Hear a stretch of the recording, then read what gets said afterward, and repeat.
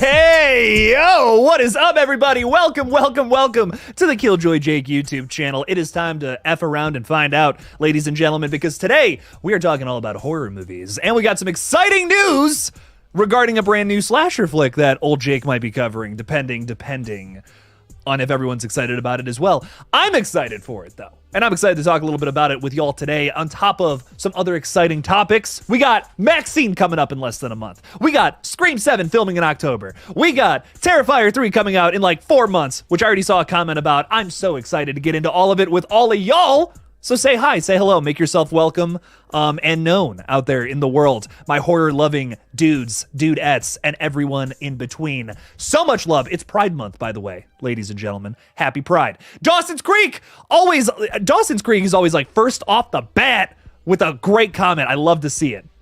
If I have a lot of energy tonight, it's because I've been drinking too many of these. What's up, dude? How you doing? You excited to see David to be Steamboat Willie, the Mickey Mouse fella? The model of Mickey Mouse before he was Mickey. I love it. For the slasher movie, can't wait for that. Dude, I'm excited for it. It's going to be a lot of fun. Outside of, Jagged Edge Productions, which is like, that's my cup of tea when it comes to public domain horror, this is another one I'm very excited about. We got the same people who worked on Terrifier 2, some of them, one of the Fuzz on the Lens. Love them. Love those guys so much. Good friends of the channel. We have them working on this flick. We also have the same people that worked on the Mean One. Is it Steve Lamort? Is that the name, or am I fucking that up?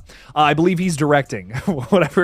Whatever his name is. I'm off the top of my head. Apologies. I just read this article, so you think I would be a little freshened up on it. But this was a big article today, and we also got news about another cool slasher that's going to star Mason Gooding, Chad Meeks Martin from the Scream films, and Olivia Holt from Totally Killer. So fuck yeah, that's totally killer in my book, Dawson's Creek. I love it. I'm excited for both these things. Trust me, we'll get into it more and more as we go on. I want to hear y'all's thoughts on both those things.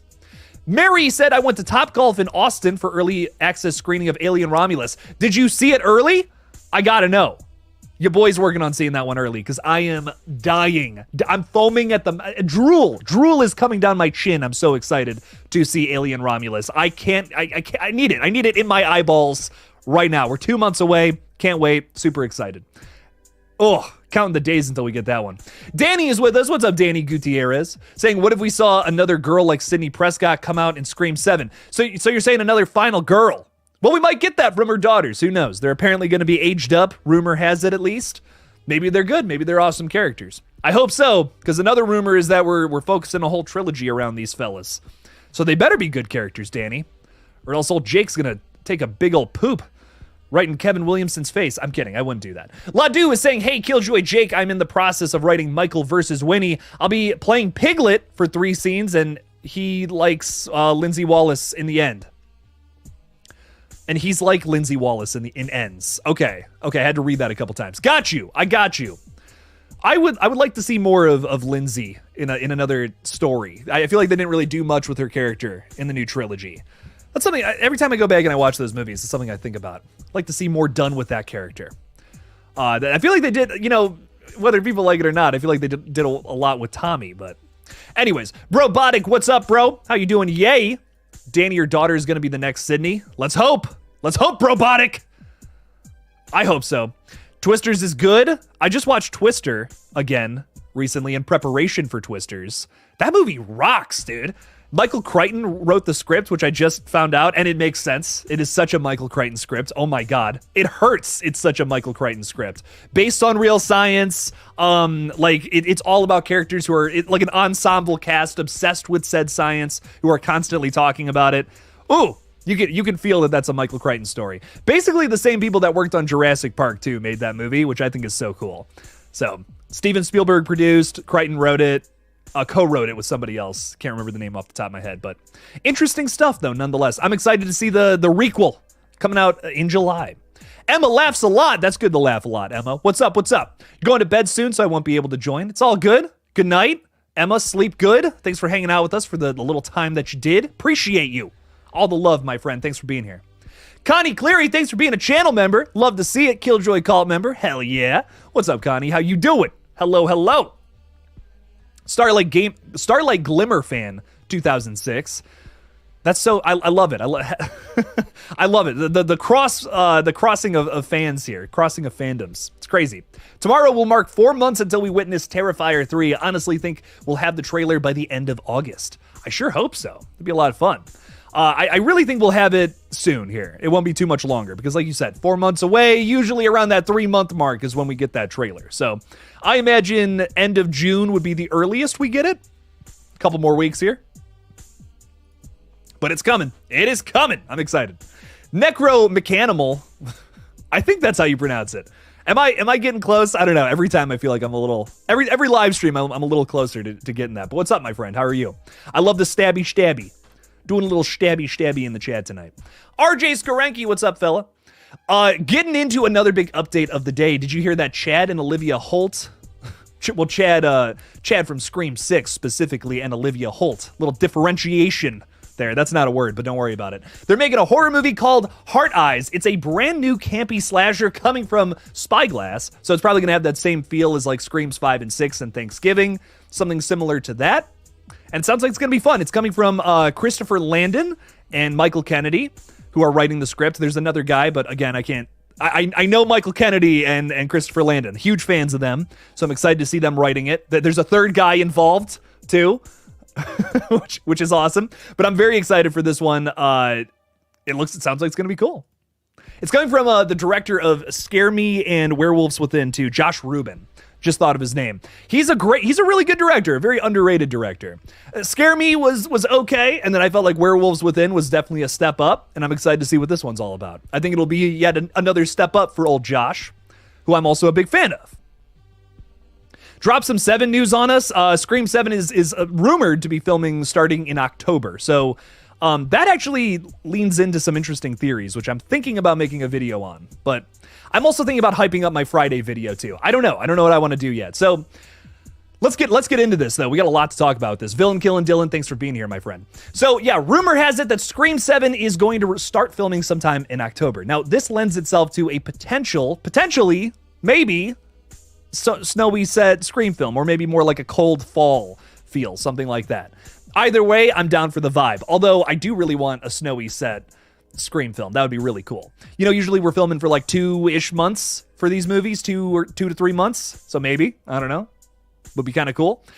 Again, a snowy Scream film would just be so cool. That would be so cool if they were able to do that for 7. It's a little early for snow. Obviously, like if they were filming in December, it'd be like, psh, yeah. Fuck yeah. Yeah, we're getting a snowy Scream, but probably more of a fall film. But the first thing I thought of when it was announced, it was like, oh, they're beginning to film in October. I'm like, ooh, are we going to bleed into some snowy times? What's going on with that?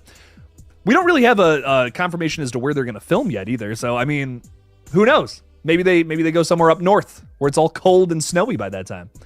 It's rumored to be taking place in Seattle, which is cool. Just like that Chad Meeks Martin movie. Mason Gooding movie, Heart Eyes, which is also taking place in Seattle, interestingly enough. So I don't know what's up with all that. I really hope it's whatever they end up doing, I hope it's good. I'm rooting for Scream 7 here. I would love to see just a different setting, not just by the fact that we're going to maybe Seattle this time around, where Sydney and her family live, but also just a change of the season, change of the weather. It gets pretty shitty up in Seattle weather-wise. So let's hope we see some of that. Ghostface in the snow? Come on, baby. How we feeling about that? I'm excited for it. I love this question, too. RJ saying, I had a theory. Did you think that Mindy's girlfriend kill, like her falling off the ladder, I think, was that maybe CGI? I remember watching the behind the scenes for this, and I do believe it was a stunt double who, like, actually fell off the ladder, like, onto, like, a soft thing, not a garbage can, you know? Didn't bonk her head too hard, like Annika did. But it's, what a kill. I mean, that kill in Scream 6, that's one of my favorites in the whole franchise. That rocks. Just the bunk. I just call it the bunk. I love it. The bunk heard around the world. Antinous, what's going on, my dude? How you doing? Hello. Thanks for being a channel member. Appreciate you. Infinite Sky, it's me, Infinite Sky. It sure is, buddy. What's up? How you doing? Welcome in. Dreadboy Studios, what's up, Jake? Jake is chilling. I just recorded my first gaming video. And I see Sarah Campbell already putting some of my links in the chat. Appreciate you, Sarah. Thank you. I just recorded my first gaming video. You guys should see that tomorrow morning around like noon my time. I'm really excited. It was so much fun. I was playing first videos on Killer Clowns from Outer Space. Go check that out on Golgotha, premiering tomorrow. I'm excited for it, dude. So check that out. Dreadboy Studios, thank you. Ryan Swayze, what's up, dude? How you doing? What did you think of the most recent Alien Romulus trailer? Well, if you watched my video on it, you would know, wouldn't you? No, I'm kidding. Watch that video, but I did an update on it. I loved it. I thought that was awesome. Very exciting stuff. So I'm hyped. I'm hyped to see what this movie's all about. There's a lot of things in that trailer that had me just so excited. Like there were sequences where I'm like, I've always thought about seeing that in an Alien movie, but Fede is finally realizing that into making it flesh and bones, if that makes sense. The biggest thing about the trailer that I was really hyped up about, actually there was two things, I'm not gonna lie. The fucking xenomorph blood in space, and like you see our main girl like trying to avoid it, like as she's floating in zero gravity. That was so cool. I'm like, that's gonna be brutal. I can't even imagine the terror of that ripping through your spacesuit and all the air flushing out, you know? Ooh, spooky stuff. I loved that. I also loved the X-ray, seeing the little xenomorph baby trying to pop out of a rib cage. Ooh, some freaky sequences teased in that trailer. Very good stuff. Maybe like a touch spoilery for you kind of figure out who's gonna live, who's gonna die from that trailer. That's my one thing about it. But besides that, I'm happy for it. I love it. Sanaya, I'm still struggling with that name. I don't know. What's up, my friend? How are you? I have to come over here fast to ask you questions, but sometimes I can't because everyone is either commenting a lot and you be skipping past my questions. I'm sorry. Listen, I try to get to everybody. I try to say hi to everyone because there's so many wonderful people here. All 62 of you I love. Thanks for hanging out with us. Don't cry. I will get to your question, I promise. So, well, I'm going to specifically find one of yours tonight, Sanaya, so that you don't cry. I wouldn't want that to happen. Mr. Rick is with us tonight. What's up, my friend? How are you? Thank you. Thanks for being with us. Thanks for being a KillJoy cult member. Appreciate you. Isaiah Patterson, what's up? How you doing? Welcome in. Peace. I love it. Peace and love, baby. Love to see it. Robert Brunello, thanks for being a member. I wish I was Art the Clown. I mean, you'd be having a lot of fun. You'd be a menace to society, but you'd be having a lot of fun. So, well, welcome in, my friend. Thanks for being here. Scott, I see Scott Royston out there. I see another Scott Royston. There's two Scotts? What's going on? What is happening here? I don't know what's going on, but welcome. Welcome to hello specifically to the member, Scott Royston. I'm kidding. Hello. Welcome in, dude. My Chunky Jordy, thanks for being a member. Hi, hello. Paula, did you miss anything? Not yet. Oh no, we talked a little bit about some of the new updates today, so that was exciting. I did not get to read the Saw 11 update, which I'm kicking myself for, because I literally just saw that 2 minutes before I went on here, and I'm like, oh no, there's a big Saw 11 update, so maybe we'll read that in a second, but we got some big updates today. We got some exciting stuff, Paula. We'll get to all of it. I do wear glasses. This is true. The rumors are true. I'm fucking blind. I know. It's terrible. I see we have some members throwing some chats out there. Appreciate it. Fort Misery Gaming has been a member for a month. Dude, thank you. 1 month. I love to see it. Thank you. Thanks for your support, my friend. Jake, The Watchers was great, even though Rotten Tomatoes 30%. I think it deserves a little more than a 30%. Was it, my favorite horror movie of the year? No. But I had a good time with it. It was solid. I really don't want to make a, I don't know, I didn't have too much to say about it review-wise, so I never really made a video. My biggest thing, and I think the biggest thing I would talk about had I made a review, was there was a lot of plot holes. But regardless, I had a really good time with it. I felt like there was some genuinely scary moments. I liked the main characters, specifically. Some of the side characters, not so much.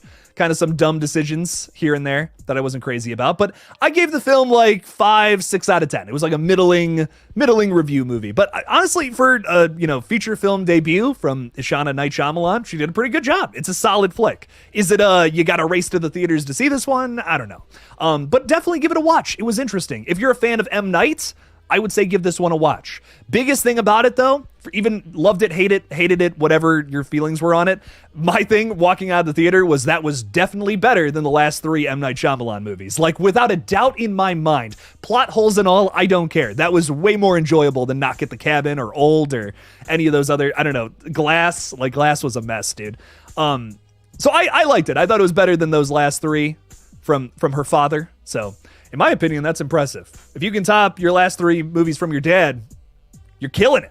So I vibed with it. Was it my favorite of the year? No, but I had a good time with it. And Denisha Lane, holy crap, look at that. Member for 17 months. Thank you for the support, my friend. I really appreciate you. 17 months, that's insane. 17 months of drinking the Kool-Aid, too. Thanks for being a mod, Denisha. Thanks for hanging out on all these streams. I really do appreciate you. You are so wonderful. And thanks for hanging out with us for 17 months. Oh my God. I love it. Thanks for listening to this loud guy blabber about horror movies for 17 months. I really appreciate it. Slashing it with Matt. What's up, dude? How you doing? Thanks for the 5. Appreciate it. Miss talking with you, buddy. Yo, Jake, glad to be here on a live. It's been crazy busy. In a week and a half, I will be in LA, and I finally get to see the 78 Halloween locations. Dude, enjoy, my friend. Enjoy, enjoy, enjoy. That's very cool. Fuck yeah. Okay, badass, dude. Badass. Well, have a good time. Have a great time, in fact. And Matt, I gotta message you, man, because we gotta do you gotta come on the stream and talk a little Friday the 13th with us sometime, where we're going through all those movies right now on Wednesdays or Thursdays. Like this Thursday, we're talking about Friday the 13th part 2. So at some point we'll have to get you on there. Obviously you're a busy fella right now, but sometime in the future, man, we'll make it happen. Enjoy, take a bunch of pictures. I want to see pictures in front of the house and all that, Lori's house and all that shit, the Myers house maybe even. Get some good pictures and have a good time, man. I hear LA is pretty cool, so thanks for the 5, man. I appreciate it. Thank you. Thanks for the support of the page. That's so cool. I would love to see some of those locations.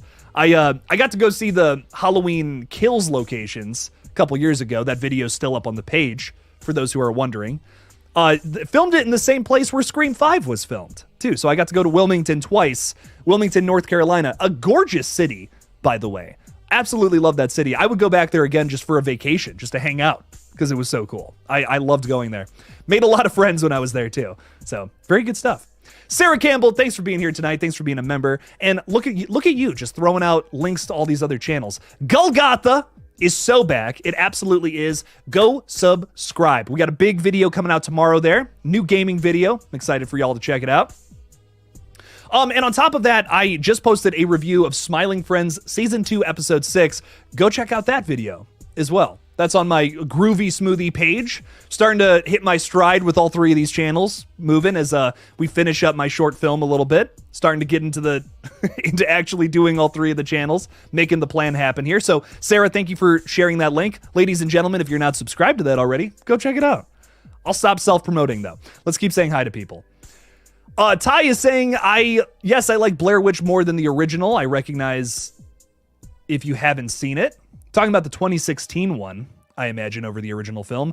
I'm in the same boat as you. I don't want to get into the same Blair Witch. We spent like 30 minutes on the Blair Witch on the last stream, but I would agree. I think I like narrative-focused found footage flicks more than just what would be like an authentic found footage, which I totally get the love for authentic feeling found footage, where it's not really story focused. It's more focused on like really recreating something you would find on a camcorder out in the middle of buttfuck nowhere. I get that. I do get the attraction to that, but something I can sit down and enjoy the 2016 Blair Witch more than the original personally. But we're not getting into that whole conversation again. But I'm glad you like that one. I'm a fan of it. It's made by some really cool directors and writers too, so I vibe with it. Nightfall 3D, what's up, dude? How you doing? I read that the next Saw is going to have something to say. My first thought was, we apologize for the weak kills in the last one? ? Yeah, I'm really excited to make a video on this because it always cracks me up when people get upset about horror movies saying something. Like horror movies have never done that before. Again, I have not read the article yet. I just read like the headline and then I was like, well, fuck, I gotta go live. But what I will say is, why is this a surprise to people? It's coming from director Kevin Grutert, who the other 3 Saw movies he made all have something to say, like across the board. 6 has a lot of commentary on the medical industry here in America, which is completely fucked. 7 has a little bit of commentary towards, certain groups of people who are a little unsavory, one might say. I won't say any more than that if you haven't seen it. Final chapter, if we're talking about that one specifically. And then 10 expanded upon that medical commentary from 6. So, of course, 11 is going to have a little bit of commentary to it. I don't know. I'm seeing all the comments being like, oh, man, Saw's woke now and stuff. And I'm like, dude, what? Horror has always been, quote unquote, woke. I hate that word so much. God, it feels slimy coming out of my mouth. Anyways, let's move on past that, though, because I'm not turning this into a political debate. Fuck that. No politics here. Fuck that shit. Thomas C., member for 2 months. Thank you so much, my friend. I appreciate that. I was just talking about this in my gaming video today. Would you want a sequel to Killer Clowns? First of all, thank you for being a member for 2 months. Really appreciate that. And would I want a sequel? Hell yes. I've been playing the fuck out of that video game, dude, and it rocks. I love it so much. It's kind of a sequel for me. Kind of, but not really. I would love a movie sequel, though. Imagine Killer Clowns from Outer Space with today's effects. That would be awesome. It'd be so awesome. So, dude, no, I'm very much so into that. I would love to see them come back and make that happen. Now that this video game is really gaining some popularity, maybe we get into that. Maybe. I'd love to see the Kyoto brothers do some more with that franchise, too. I feel like there's so much more they could do. I'm shocked it's not a franchise already. Like, I think we should have at least 3 of those bad boys at this point, Thomas. So, yes, yes, yes, and yes. This is a movie that needs to be turned into a franchise ASAP. So make that happen, 100%. I think the Kyoto brothers actually talked about their ideas for a sequel, like actually going to the clown planet. Like, that was a big element to it. So, man, I would love to see that actualized at some point. We're making all these, we're continuing all of these horror franchises right now. Some of them, it's like, cool, 28 Days Later, for instance. I'm glad we're getting more of those. I think there's more story to tell there. But, you know, The Strangers, I'm like, I don't know if we need more Strangers movies. Even making one sequel was like, I don't know. I like Prey at Night. It gets a pass because it rocks. But Chapter 1, we got 2 more on the way. I'm like, I don't know, man. I don't know if we need those or not. But a Killer Clown sequel? Hell yeah. There is absolutely more story to tell there. 100%. So would love to see that happen at some point, Thomas. Thank you for being a member. Appreciate you sipping up on the KillJoy Kool-Aid. And oh my God, this is insane. The stars just aligned here, ladies and gentlemen. Scott gifted 5 KillJoy Jake memberships at the same time that Sarah did. This is nuts. Thank you, guys. 10 members in like a matter of seconds. Let's, excuse me, let's go through all of them. So we got Mayanne, Jay, Ella with a little leaf emoji. I know what that means. MMA Russi, Darth Gutierrez, Mr. Piss Taker, who's a member again, CM Chunk, Robert Nickerson, Justin Alexander, Infinite Sky, and The Horror Den. Thank you for being members, my friends. I greatly appreciate you all. Holy crap. And Scott and Sarah especially, appreciate your support, throwing out some memberships like that. Appreciate you gifting all those and supporting the page. Really does mean a lot to me. Thank you, thank you, thank you. I see someone asking about the short film. I'm still working on that. No spoilers. I see y'all posting spoilers about things only members need to know. Nothing more than that, though. Still working on it. But remember, keep secrets. Still working on it. I'll have an update once we get like some kind of rough cut done with it. I want to show off a little scene from it for members only. So that's coming soon. Coming very, very soon here. But Michael Parton is saying The Watchers was some dumpster juice, Jake. I'm talking freshly squeezed dumpster juice. Damn, really? It was okay. I don't know. It wasn't like, I wasn't like, oh, I wasted my time with this one. It wasn't that bad. It was fine. But I get it. It wasn't, definitely not my favorite of the year. It's kind of in the middle of my rankings right now. But I don't know. I really enjoyed it more than the last 3 M. Night movies. That was for, like, walking out of the theater, I was pretty sure about that. So I was happy about that. But some of the other stuff about it, yeah. There's a pretty crazy plot hole, which again, I won't spoil anything about the movie since it is fairly new. But there was a plot hole that I felt like was pretty obvious. I was like, I can't believe that happened. The way a certain door swings forwards or backwards. It's like, how do y'all mess that up? I don't know. That was a moment where I was like, dude, what's going on with that? Come on now. Do I have shirts to buy? Yes, and Sarah Campbell actually just put that out in the chat, so you can check that out. I got some cool shirts too. Let me throw some of these out real quick. So I got this little directed by Wes Carpenter hoodie. It's also a t-shirt too, if you want to do that. If you like my fan film Red Right Hand, I got like this bad boy too, and hoodies and shirts and tank tops, I think. The Ghost Jake shirt, which is one of my favorites personally. Got my logo in the eyes. In the fucking eyes? Come on now. That's pretty cool. This is like more of a winter thing, but I got this really cool Ghostface beanie, which I kind of want one of those myself. I'm not going to lie. That's maybe my favorite thing on the merch store. But also it's Pride Month, ladies and gentlemen, which there's also some Pride merch out there as well. Little rainbow ghost face. Love that. Or if you want something to match your Wes Carpenter thing, written by John Craven, the opposite. Fun fact, no one has bought one of those yet. So not a soul has bought one of those yet. But I thought, oh, it would be kind of fun. I don't know. So check that out, Blair. Go give that a look.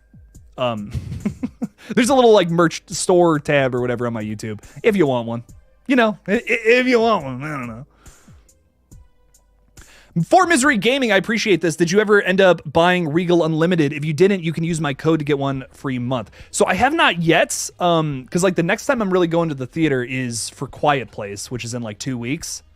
Yeah, that's like 2 weeks from now, right? Or is Long Legs before? No. Long Legs is next month. Yeah. Quiet Place is the next time I'm going to the theater. So I was kind of waiting until like the end of the month until I do that. But shit, I might hit you up on that, my friend. I would appreciate that. I imagine you get some points from that too, right? To do the 1 free month. Okay, we gotta get back on track to horror. I'm so sorry. But for Misery Gaming, I will hit you up on Discord about that soon. May Ann, what's up, my friend? How are you? You are a Patreon member. I just haven't been keeping up, but I see the updates. Well, I appreciate it. I appreciate it. I'll have a new one soon for Chicken Man. I shouldn't have said that, but sometime soon. There you go. Y'all just got a little peek behind the curtain. Let's move on. Same chick from The Watchers was also in another bad horror movie that came out this year, Tarot. What? Oh, was she? I recognized, wasn't Georgina Campbell in The Watchers? That was the one person I was like, oh, cool. Oh, yeah, the old lady, of course. Olwen Foray or whatever. Yeah, she was in Tarot as well. Yeah, the cast for The Watchers made that movie for me. I was like, Dakota Fanning's awesome, Georgina Campbell, Olwen Foray. Georgina Campbell's character kind of frustrated me a little bit, but that's all I'm going to say. I'm not going to say more than that. But it was cool to see all of them. Pretty good cast all around. But Olwen Foray, you might remember from the Texas Chainsaw movie from 2022 on Netflix. Y'all remember that shit? I just watched that the other day too, again. That was fun. I thought that was a blast. I don't know. I had a really good time with that dumb movie. I keep watching it. I don't know. Every time I have a great time with it. James Leclerc, what's up, James? How you doing, man? Look at you rocking the mustache. I can't do that shit. I can't grow it out. I tried one time and everyone made fun of me in the comments. And then I cried myself to sleep. Anyways, imagine if Elizabeth Moss was in Scream 7. Imagine if she had like scrub, like a scrub or a grass mask. What? I don't know what that means. But Elizabeth Moss in Scream 7? Hell yeah. I'm all about that. I could actually see her being a ghost face. Hot take. I don't know if you guys remember Us from Jordan Peele. She's also in that flick. But she very briefly plays like the counter version of herself, the tethered version. And as a killer, I thought she did a great job. She has a really creepy scene where she's like putting the makeup on her face and she's smiling all weird. And I'm like, ooh, I didn't realize how badly I wanted Elizabeth Moss as a villain in something. Ooh. So I thought that was awesome. I haven't seen her entire filmography, or filmography TV shows. I know she's on like that Handmaid's Tale or whatever. I have not watched a moment of that. But I want to see if she's ever done like something where she's more of a villain. I can't think of anything off the top of my head, but I would love to see her as a ghost face. That would be fun. Mastermind Killer, thanks for the LGBTQ plus merch. Hell yes. Happy Pride Month, my friends. My favorite month of the year. I love it. Daniel K, what's up, my friend? How are you? Me and my wife just watched Pearl and X yesterday, totally blind. Didn't expect that, but they're some of my favorite films, and I'm pumped for MAXXXINE. Dude, I'm glad you like them just as much as I do, because I mean, in terms of 2020 slashers, those are at the tippy top of the list, only behind Terrifier 2 for me personally. Like T2 X Pearl is probably how I'd rank them, but also Pearl is fantastic. I don't know. I don't know which one I like more. I love both of them so much. So, same, I am so excited for MAXXXINE, and Daniel, this is a great segue to shamefully promote one more thing, and I promise I'm done. Big video on MAXXXINE coming this Friday. I don't know if I'm going to have any more videos up on the page this week. I'm trying something out, trying out a new formula for something. That's what you got to do on YouTube. You just got to keep trying something until some shit sticks. So I'm going to promote the fuck out of this video all week, and hopefully enough people watch it. Because I'm making a big-ass deep dive video into MAXXXINE, everything we know about it so far, and I mean everything. Everything. Coming out on Friday, so check that out. If you're excited for MAXXXINE, this is going to be a video for you. It's going to be a long boy. Big old long boy, Daniel K. So check that one out. Noah Atkinson is with us tonight, too. What's up, dude? Quiet Place Day 1 is going to be a really good movie blockbuster. Think it's going to make a lot of money? I hope so. The Quiet Place movies are known for making some cash, and also this one has got a pretty excellent cast, dude, across the board. Lupita Nyong'o, also from Us. What do you know? We're tying it all together. I love it. We also have Joseph Quinn from Stranger Things Season 4, beloved character. He played Eddie Munson, of course, which I think all of us know what happened to him at this point. So very excited to see him in more stuff. And then we also have Djimon Hounsou, who is briefly in Quiet Place 2, the second one from a couple years ago. So I'm really excited to see more of his character here, which I don't know, that was a couple years ago. I can spoil it, right? He didn't exactly make it out alive of part 2. So since this is a prequel, it's going to be cool to see his character again. See how he gets to the island from part 2. GND Aaron YouTube. What's up, my friend? How are you doing? Did you know Five Nights at Freddy's 2 filmed is confirmed? Yes, and I've been seeing so many little leaks and pictures from behind the scenes about it. Very exciting stuff. You want to see 8-Bit Ryan, Dawko, Anthony Starr, Homelander, and Markiplier as survivors. What an interesting... I love how you have like almost all YouTubers, but then also Anthony Starr. That's really cool. No, I love it. Rock and roll, dude. Yeah, Markiplier especially, dude. Listen, here's my thing. Markiplier built his career on Five Nights at Freddy's. He couldn't be in the last one because of a scheduling conflict. He was filming his other horror movie that he's like writing, directing, producing. It's also based on a video game. Dude was busy when they were filming that one. So I really hope that we get to see a little Markiplier cameo in the next one. Been a big fan of his page for a long time. Would love to see him pop up in the next Five Nights at Freddy's for sure. GND Aaron YT. Do you do YouTube, Aaron? I don't know if I've seen you around here too many times. So let me know. Let me know if you're a gamer. I'm curious. I see the YT in your name, and I'm like, oh, I'm getting all excited. I love meeting other YouTubers. So, Locked, what's up, my friend? How are you? All I remember about the Watchers trailer I saw once is I swore there was the old lady from Texas Chainsaw 2022. You would be correct. She's a main player in this one. There's some cool stuff revolving around her character. I won't say any more than that, but I thought it was cool. Thought it was cool. Some cool stuff they did there. Looking forward to MAXXXINE. Fuck yeah, Infinite Sky. Love to see it. Coop de Oof is with us. Watched The Strangers Chapter 1 last night through totally legal ways. I don't know about that, Buster Brown. And it was worse than everyone was saying. How was it that bad? You know, going into that movie, I was really like, I'm not expecting much. I don't really care for a lot of what the director has said about this flick. But I'm gonna go into it open-minded, and I walked out of that theater not liking a single thing about it. I usually have something, right? Even in a bad movie, I'm like, okay, like at least they did this. I mean, the characters were boring, the kills were lackluster, even the like performances from the killers themselves just felt so off. I'm not even watching The Strangers. This is not a Strangers film to me. It didn't even feel anything like that. I don't know. It was a bizarre movie, one of my least favorites that I've seen all year, which is really a shame. It's coming from a killer franchise too, which sucks to see that fail so bad. JT Owsley, what's up, my dude? Non-horror related, but have you seen the movie 11:14? Plot is based on 5 different storylines that all lead up to a series of events that happen one night at 11:14. It's a dark thriller full of action. I have not seen it, but it sounds very high concept and very rock and roll, very intense, maybe a little fast paced too. I'm here for it, JT. I'll have to check that one out. I'm doing a series soon talking about movies that I feel are underrated, need a little more love. So you're going to see a lot of series pop up on this page soon, but I'm excited. I'm very excited to do that. I might check that one out soon, so we'll have to see. I'll add it to the list. What else? Who else is hanging out with us? Locked is saying, Jake and I spent 2 hours trying to say something positive about The Strangers Chapter 1. It was a failed objective. I really tried. I tried to say something, but man, as a Strangers sequel, I don't feel like it really did much for me. And that's my biggest thing. It's so hard to judge sequels because it's like if you're continuing a franchise, there's a certain expectation that comes along with that. If you're giving me an original, well, then you can just judge it based off of what it is. But I mean, The First Omen, for instance, if you watch that as a standalone, it's a pretty good movie. But as a continuation or a prequel to The Omen, trying to set up more about that original film, it does nothing for me. So I don't know. I think it's tougher. It's really tougher to judge, criticize, watch a prequel or a sequel, continuation in general to any franchise than it is just a regular standalone film, which is probably why I'm a little more lenient, especially on The Watchers, just because that's a standalone. You know what I mean? It's got problems. It's got maybe just as much, if not more problems than movies like The First Omen or Tarot, some flicks like that. But because it's a standalone, because it's just doing its own thing in its own little universe, I guess I have a little more leeway for it.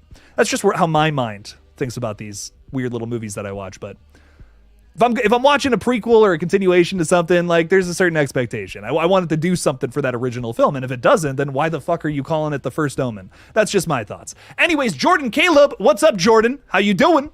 How do you think Terrifier 3 will be controversial, like Damien Leone stated in the past? I get this question a lot, Jordan, and I really think the biggest thing we can count on for sure, like, because we can't really get into specifics, right? We don't know too much about the actual script or storyline, little things, little pieces, parts here and there that we got from the filming, some behind the scenes pictures.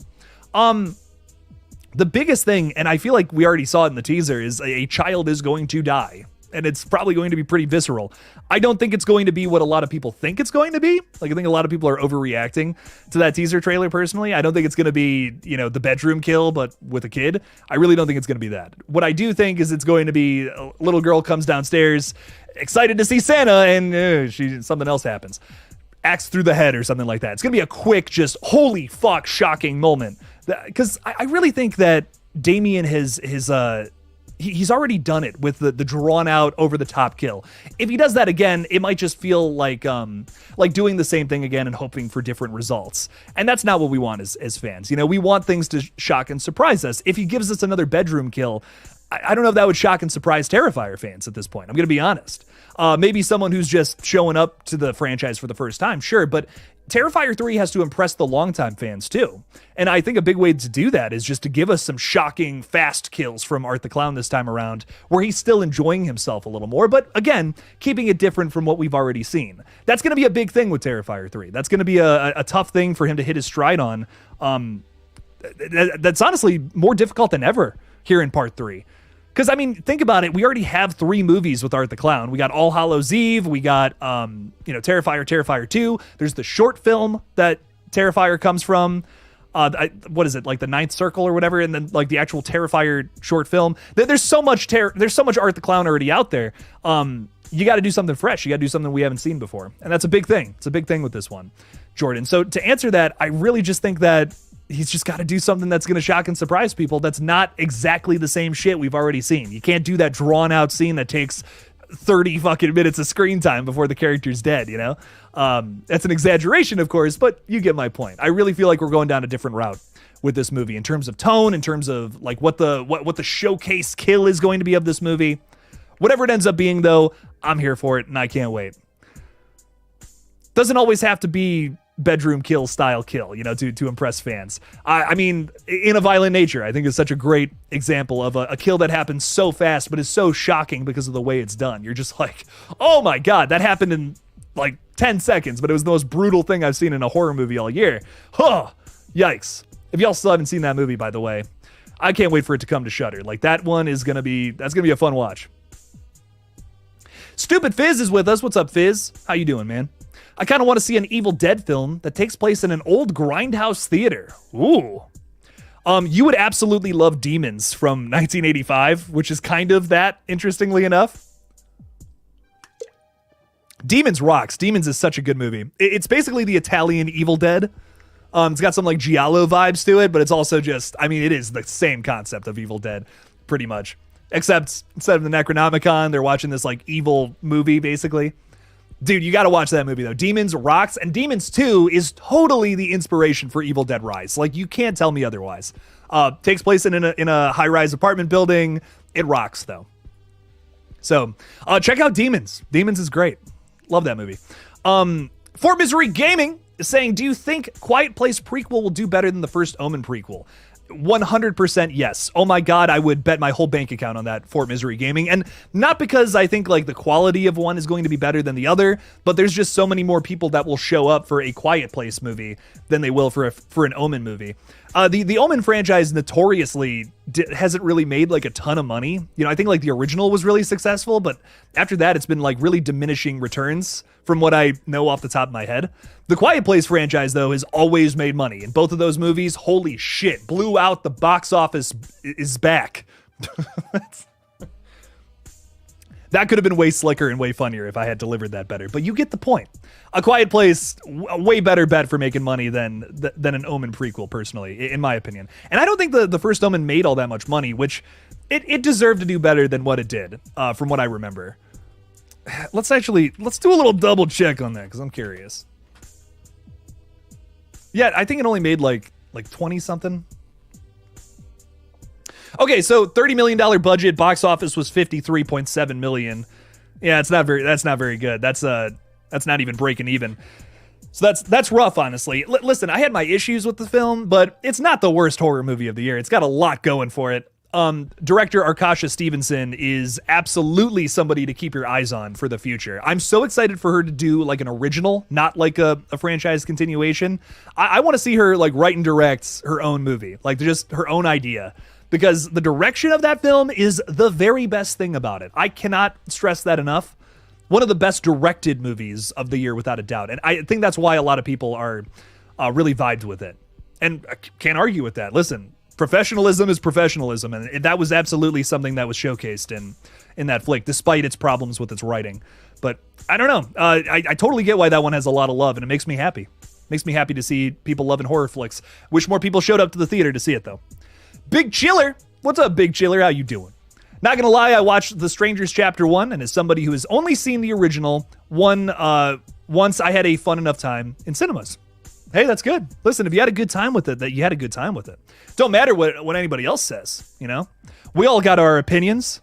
I know I've seen some people online who are like, dude, The Strangers Chapter 1 I liked better than the last film. I'm like, hell yeah. Listen, if you vibed with it, you vibed with it, and that makes me happy.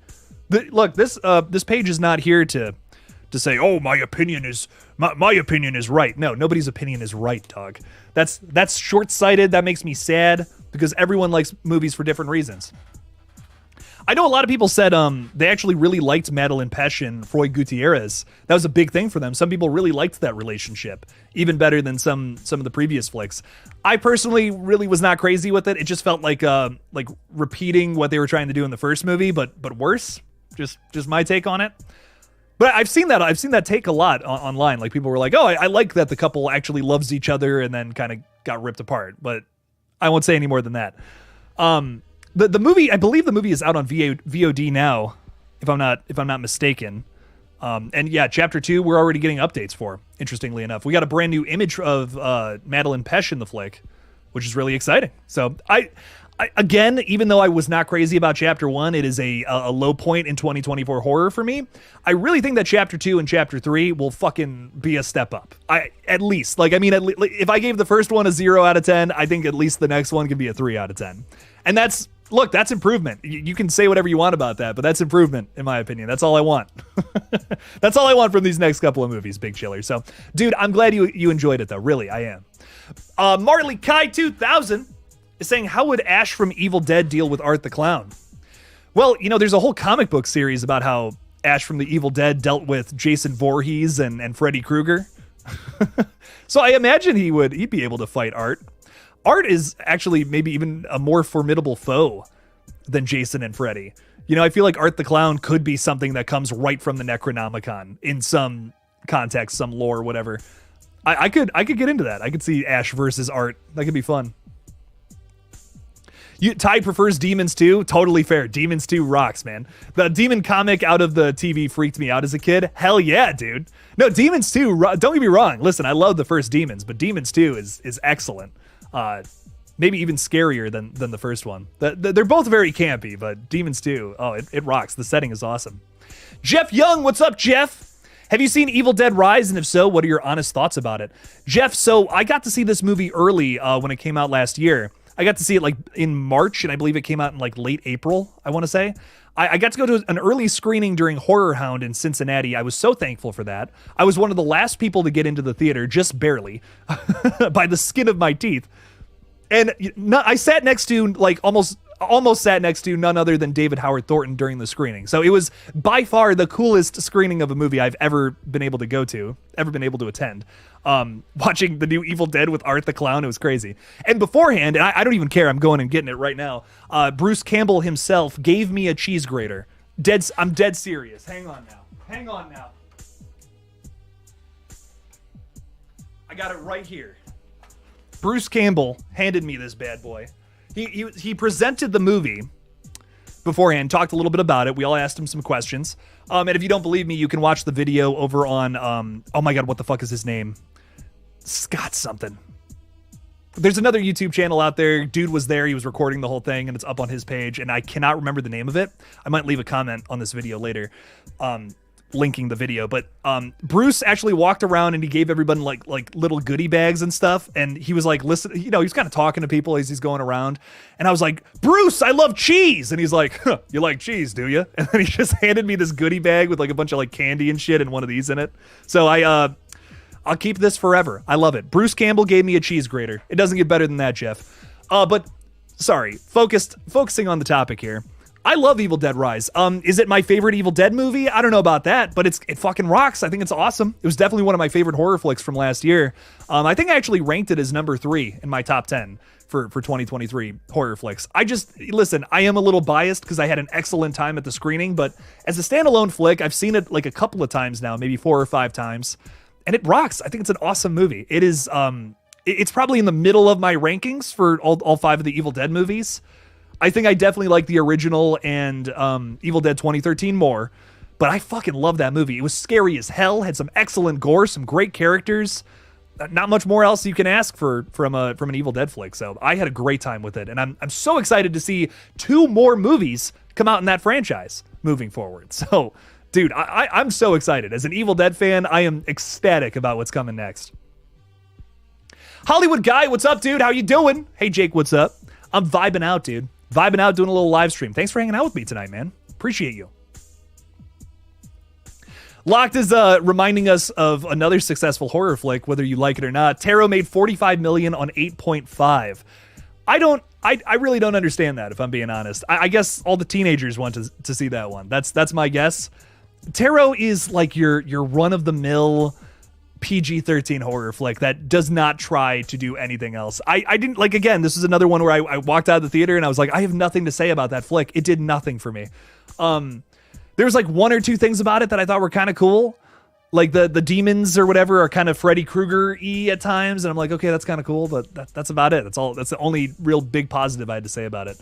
Besides that, characters are pretty frustrating, pretty milquetoast, one might even say. Pretty boring. And the demons, I mean, they're 13 ghosts looking demons. Nothing too crazy about that one. But I'm glad it made money. Listen, when horror films make money, it means that other horror films can be made in the future. So even though I'm like, well, it has to be that one, really, but that means we're going to get more. We're going to get more in the future. So that has me happy. The moment that horror flicks in general don't make any money, we won't see any more of them. And that sucks. So Connie Cleary has been a member for 12 months. Thank you for your support, my friend. Appreciate you. Have you ever heard of Mr. Punch 2023? Ooh, a 2023 movie that I don't know. Mr. Punch. I like the title. Mr. Punch 2023. I'm looking it up. No. A young girl celebrating her last night out in her hometown is stalked by a mysterious killer in a Mr. Punch mask. Am I supposed to know who Mr. Punch is? I don't know who Mr. Punch is, I'm going to be honest. Huh. Is this a thing? Am I just totally missing out on something here? Like, I don't know.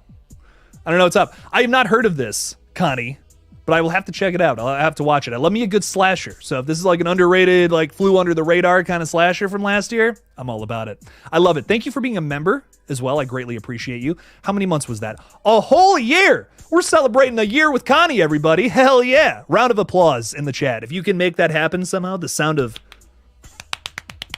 that in the chat, be pretty cool for Connie here. Love it. I love the bird too, as always, Connie. So thank you for being here. Appreciate you. Jake, are you still going to watch the other 2 Strangers movies? I am, Antonis. I as a big fan of this franchise, I have to. I'm locked in at this point, even though I am not invested in the story at all. I don't care about Madeline Pesch's character whatsoever. But hey, who knows? Maybe they do something interesting with her in the next flick. What I will say is that there are setups in The Strangers, the first one, the chapter 1, that did not get resolved in chapter 1. So obviously they're saving that for chapter 2, chapter 3. So maybe that goes somewhere. Maybe that makes the flick interesting. I don't know. I'm frustrated as a Strangers fan because I'm totally going to see these movies and they better be good. That's what I'll tell you. That's what I'll tell you there, man. We got some good questions in the chat tonight. I love it. You guys are on it. Y'all were thinking, like, y'all were writing down some good questions all weekend, probably getting ready for this. I love it. I love it. Nerdy Mastermind is saying, what do you think about the Heart Eyes movie that was announced today? And Blumhouse making a new My Bloody Valentine. Sounds like competitors. I will say that for sure. That's a great point, Nerdy Mastermind. What I'm excited about is Spyglass has been 3 for 3 with slashers for me personally. I really liked Scream 2022, Scream 6, and of course Thanksgiving, all bangers in my opinion. So this should be good too. This should be a pretty good flick as well. I love pretty much everyone involved with this movie. We have, Mason Gooding leading the cast with Olivia Holt. And, obviously we all love Mason Gooding, but Olivia Holt, also very underrated in my opinion. I wasn't crazy about Totally Killer, but she was without a doubt one of my favorite parts of that entire flick. She gave a great performance there. I've also heard she's good on Cruel Summer. I've never seen it, but I hear she's good on that too. I think she's like the lead of that show. So I don't know. I'm really excited to see her in a Christopher Landon written slasher. That's really exciting to me. It also comes from director Josh Rubin, who, again, I really think a lot of his movies are underrated. Are they best of the years that they came out? I wouldn't say that, but I think he's an excellent director, and I'm really excited to see what he does with more of like a slasher, a Spyglass feeling campy slasher with like modern elements to it. So I'm really excited for that one. It sounds like it's going to be fun, and I definitely believe it's going to come out around the same time as Blumhouse's My Bloody Valentine, because we're going to have a little bit of friendly competition in February of probably 2026 maybe. I'm excited. I'm excited to see what they end up doing with it. I hope it's good. I hope it's fun. Hope it's a good time. I'm here for it. We need more Valentine-themed slashers, if I'm being honest. A lot of people have been theorizing about Terrifier 4 being some sort of Valentine's-themed slasher too, and that would be really cool, in my opinion. I would very much so vibe with that. So bring it on. Let's see it. Let's make it happen. My Bloody Valentine, is that one going to be good from Blumhouse? I don't know. Blumhouse is pretty hit or miss with me. I'm honestly more excited for Heart Eyes, but we'll just have to see. Maybe it's good, nerdy. Maybe it's good. Fingers crossed, baby. Hollywood Guy's been a member for a year too. I love it. We're celebrating a lot of year anniversaries tonight. Great stuff. Thank you all for your support of the page tonight. Appreciate you. Jake, will the Crystal Lake series flop? I hope not. It's hard to say. It's hard to say right now. Now that we're retooling the creatives behind the force, the show could be anything moving forward at this point. What it was going to be was a Pamela-focused series all about her, like kind of showing her upbringing as a killer. I don't know. I was even saying, like, back before when they were making it, I'm like, I don't know how many people are interested in that. I'm sure there are some. I'm sure there are some people who are interested in seeing Pamela's backstory, how she ended up turning into a killer by the time we got to the first movie. But I think that's something, like, how I explained it is like, it's like doing Halloween Ends first, opposed to starting off with Halloween 2018, right? Like, a lot of people do like Halloween Ends. I'm not crazy about it, but it has its fans. But the problem with starting off with the weird movie out the gate is you immediately turn off the majority of your fan base who are looking for something familiar. That's just the truth of it. The majority of people do want to just see Michael Myers killing people again. The majority of people here want to see Jason on the big screen killing camp counselors again. You just got to find your own way to twist the familiar concept to make it something original again. The problem is the concept was something so far out there. It's Pamela Voorhees' story. Maybe Jason would be a side character, like as a little kid. But I don't know. I don't think the majority of fans want to see that. And I really think that's a big reason why it got canned and like they're kind of starting over with it. But I think that this series could have been successful had we gotten some sort of familiarity first, right? Like if we had like a Jason movie on the big screen and then they announced, oh, hey, we're going to do Crystal Lake, this series about Pamela. Fans would be much more inclined to check that out. And if it sucked, it sucked. But then the fans of it who were all about it would be totally down to see that. Just like how fans of the Thorn trilogy were really excited to see Halloween Ends kind of expand on ideas from the past that maybe felt underdeveloped. So for me, that's the problem. That's the big problem with A24 trying to start off with the weirdest idea in the book. We need a sense of familiarity first. You got to get the majority of the fans back on board, and then they might be a little more excited for something strange like this. So I hope it doesn't flop. But again, I feel like we don't know what it's going to be at this point. We really don't. So I'm excited to see where it ends up going. Again, I do hope that they end up retooling it to be more Jason focused. But maybe at some point down the line, we can get some kind of Pamela focused story that some fans would totally be all about. But we'll just have to see, Hollywood guy. Dude, thank you for being a member for a year. I really do appreciate your support. You're always coming on here and supporting the page, and I really do appreciate you. So thank you. Thank you, thank you, thank you. I hope the series doesn't flop. I would love to see some more just any Friday the 13th thing at this point, man. Oh, fingers crossed. Mr. Rick, thank you for the 5, my friend. Appreciate your support, my friend. Again, Mr. Rick, I always point this out, but I got to do it again. I love that you got a red right-hand profile picture. Just means the world to me. Really does. Thank you. Thanks for showcasing our weird little movie. Mr. Rick is saying, besides Terrifier, Alien, and MAXXXINE, what are you excited for to come out? Oh, dude. Like, easily Longlegs and Cuckoo. Those are like the next 2 movies besides those that I'm like the most at the top of my list. So excited to see. These are movies where the trailers scared the fuck out of me. And that doesn't happen, man. I mean, I've been, covering horror movies for about 5 years, coming up in September now. And like, it takes a lot to scare old Jake, not a whole lot really does it anymore. I see a lot of movies, especially I see pretty much every horror movie released in theaters at this point. And, sometimes I'm just like, this might scare some people, but I eat this shit for breakfast sometimes. But dude, the Cuckoo trailer, like you get that shot of that guy running behind, what's her name? Like Hunter Schafer, I believe is the star of that one. That is so fucking scary, man. Like I was like, ugh. Every time I've seen that in the theaters, I've had goosebumps, man. I'm like, ugh. Freaky shit. So Cuckoo, that movie looks fantastic, coming from Neon. I think that's Neon, right? And same with I think both of those movies are Neon flicks, which, can I just say, I love A24, but Neon as a company is fucking killing it lately. Like way more than A24, hot take. But A24 has had some good ones as well. I want to look this. I'm actually kind of curious what else. Yeah, Longlegs and Cuckoo is coming from Neon. I think those are going to be some of the better horror flicks of the year. Tell you what. So that production company is killing it, Mr. Rick. Killing it. I'm very impressed with them. So I can't wait to see those. Those are like top of my list. So excited for those. And on top of that, we also have Robert Eggers' take on Nosferatu coming at the end of the year to close out 2024. Very excited for that. I haven't really talked about it too much. I think a lot of it is because we have so much more movies to talk about in the meantime. But as we get into like fall, I'm definitely going to start doing some more videos on Nosferatu because I am really excited for that one. I can't wait, Mr. Rick. A lot of good stuff coming up in our future here. So fingers crossed it's all good. Be great.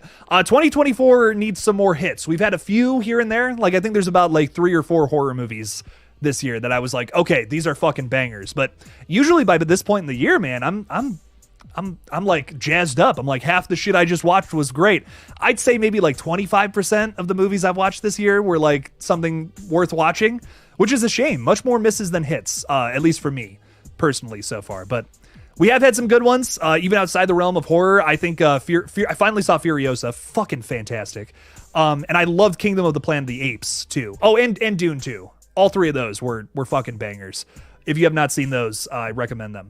So Mr. Rick, thank you for the 5, though. I really do appreciate it. Let's hope 2024 starts to turn it around a little more. Some more bangers coming out soon. I hear the new Bad Boys is great, which is so shocking.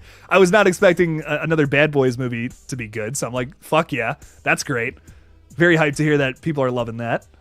Will Smith needed a hit, let's be honest, so that's good. Very good stuff. Michael Mins, what's up, dude? How you doing, Michael? Thanks for being a member. Appreciate you. I watched Strangers Chapter 1, and damn, it was shite. Best bit was the post-credit scene. Oh, that's brutal. Did you watch Under Paris on Netflix? It was okay. The story was damn stupid, though. Big up my G, KillJoy. Big up my G. I love that, dude. No, I've heard mixed things about this Under Paris, though, which has me so excited for it. It's a shark movie that I'm hearing is really high concept. Some people are saying it's stupid. Some people are saying it really works for them. So I'm hyped up to see that one. I might watch it tonight. I got to finish this gaming video. I'm like about maybe 75% of the way editing it right now. I got to get that ready for tomorrow morning. But as soon as I'm done with that, I actually might put that on before I pass out. Ladies and gentlemen, I've been working, and I'm not kidding, since midnight last night. I took like a 3-hour nap, and I've been back to it all day. So Don't become a YouTuber. It's too hard to go to college. That's that's what I'll say. But Under Paris, I'm going to watch this out before I pass out. I don't know. There's a lot of things I want to do reviews on that I just don't have time for. But Michael, I'm not going to lie, dude. I'm thinking about doing this big, again, I'm trying to do more like longer videos. The algorithm seems to favor that. I'm thinking about doing a video just like going back through all the movies that I missed, didn't have time to do reviews of, make one big video just covering all of them. Like maybe like an hour-long video talking about like The Watchers, Dune 2, Kingdom of the Planet of the Apes, this flick. Just doing like a flurry of reviews of things I missed to kind of cap off like, you know, middle of the year kind of thing. I don't know. So I'm thinking about that. I'm thinking about doing something along those lines. I'm going to watch it though. I'm going to check it out. And yeah, Strangers Chapter 1, Michael, I wasn't crazy about it. It seems like that's the majority, like the main consensus. Most people didn't really work for them, but it has its fans, again, which is cool. What else we got going on? Noah, what's up, dude? We need a Friday the 13th requel. We fucking do, Noah. God damn we do. No, man, like, I want it so bad, but we kind of have it from Womp Stomp Films, right? We kind of have that, right? Never Hike Alone 2, I would say, like, is the nightmare, or not nightmare, the Friday requel, in some ways. We have characters coming back from one of the most beloved sequels in that entire franchise, which is, of course, Part 6, to be main players in this one. And it's really fun. It's actually pretty damn good, considering it's relatively low budget. I mean, you know, $250,000, that's a lot of money, but they did a good job, all things considered. I fucking love that second movie. I was so happy to be a supporter on that flick, too. So, if you have not seen that one, Noah, it's one of the better fan films I've ever seen. Give it a watch. Womp Stomp, they know what the fuck they're doing. Someone needs to give Vincent DeSanti a call as soon as they get those New Line movie rights figured out. Tell you what, he should do it. Him or Damien Leone should definitely be doing Friday next. Love to see that. What do you think of the opening kill scene from Texas Chainsaw 2? I love it. Infinite Sky, great question. The opening scene of that movie is like one of the scariest things from that whole franchise. You know, people like to shit on Part 2 a lot. They're like, it's not scary, it's just goofy. And I'm like, okay, but what about that opening scene though? Like, that opening scene is brutal. Whew, what a tone setter. You know, I don't know. I think that's awesome. But I love that. I love that opening scene. One of my favorite parts of the whole movie, if I'm being real. That and like every scene with Chop Top is just a 10 out of 10. I can't get enough of it. Infinite Sky. I like Screamin' Ice Cream is saying Red Right Hand was 30 times better than Scream 3. Thank you. I appreciate that. I don't know if I agree, but I appreciate that. Thank you so much. I'm not going to lie. I like Screamin' Ice Cream. I would love to do more with the concept. I don't know. I've had so many people ask, they're like, are you going to do more for Red Right Hand? And I'm like, I feel like that's a standalone. You know, I just feel like it's its own thing. It's its own weird little story. And I'm happy with it, personally. There are things I would love to go back and change and do differently now that I have more knowledge as a filmmaker. The guy who shot the short film I'm working on now, I wish I could go back and give that guy a call because he's fantastic. Shout out to Connor Kasnick, who shot my new short film. Dude knows what the fuck he's doing behind a camera. Holy shit. I can't wait for you guys to see what we're cooking up right now. But I don't know. I mean, overall, I'm happy with it considering all things considered, right? There was a lot of people who worked on that flick that did not have a whole lot of experience movie-wise, and we were like, you know what? Fuck it. We're making a movie. I don't care. And we had a great time with it, and a lot of it is a lot of fun. Honestly, the third act of Red Right Hand, I'm very, very proud of. There are things in the middle I'm not so much, but that third act, I'm very happy with it. I'm like, that party scene's a lot of fun, dude. So I'm glad you like it, though. I'm really glad you like it, and there's a part of me that wishes I could go back and do things a little differently, but I'm cool with it. I'm cool with it. Red Right Hand, not weird. I'd be happy with that as Scream 7.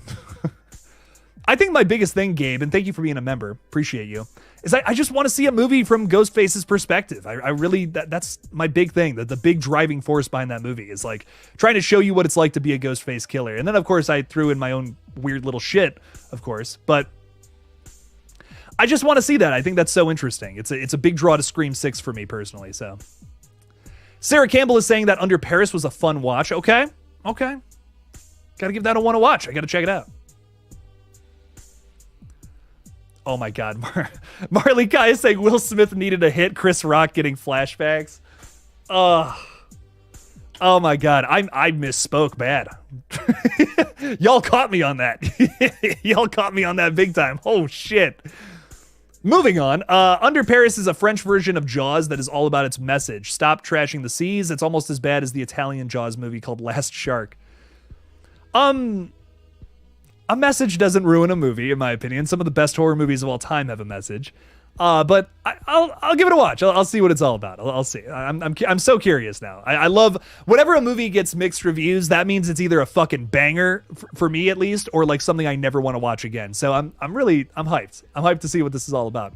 Have Fede Alvarez do Friday the 13th. That would be fire. Mayan, you're spitting some facts here. Dude knows what he's doing with franchise continuations, and not a lot of directors do.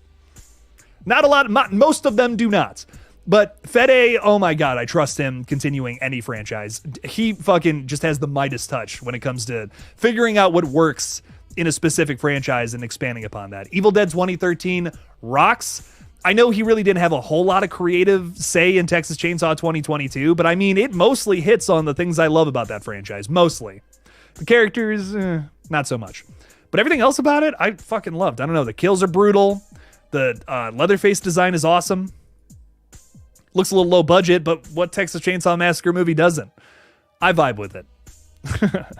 Everything Fede has touched has been something worth my time. Any updates on Welcome to Derry? Yeah, Trayvon, we got a big update on that recently. Bill Skarsgård is back officially, 100% confirmed. It's not just him teasing it in Jake's Takes interviews. Oh no, he's back and better than ever, probably. I don't know. But I'm excited for it, Trayvon. I cannot wait. Love me some Bill Skarsgård. Can't wait to see him back as Pennywise, the dancing clown.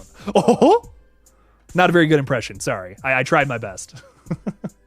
Sarah is all for dumb, fun shark movies. Me too, Sarah. And that is why I own the film Shark Night 3D, a film that is so bad, it is good.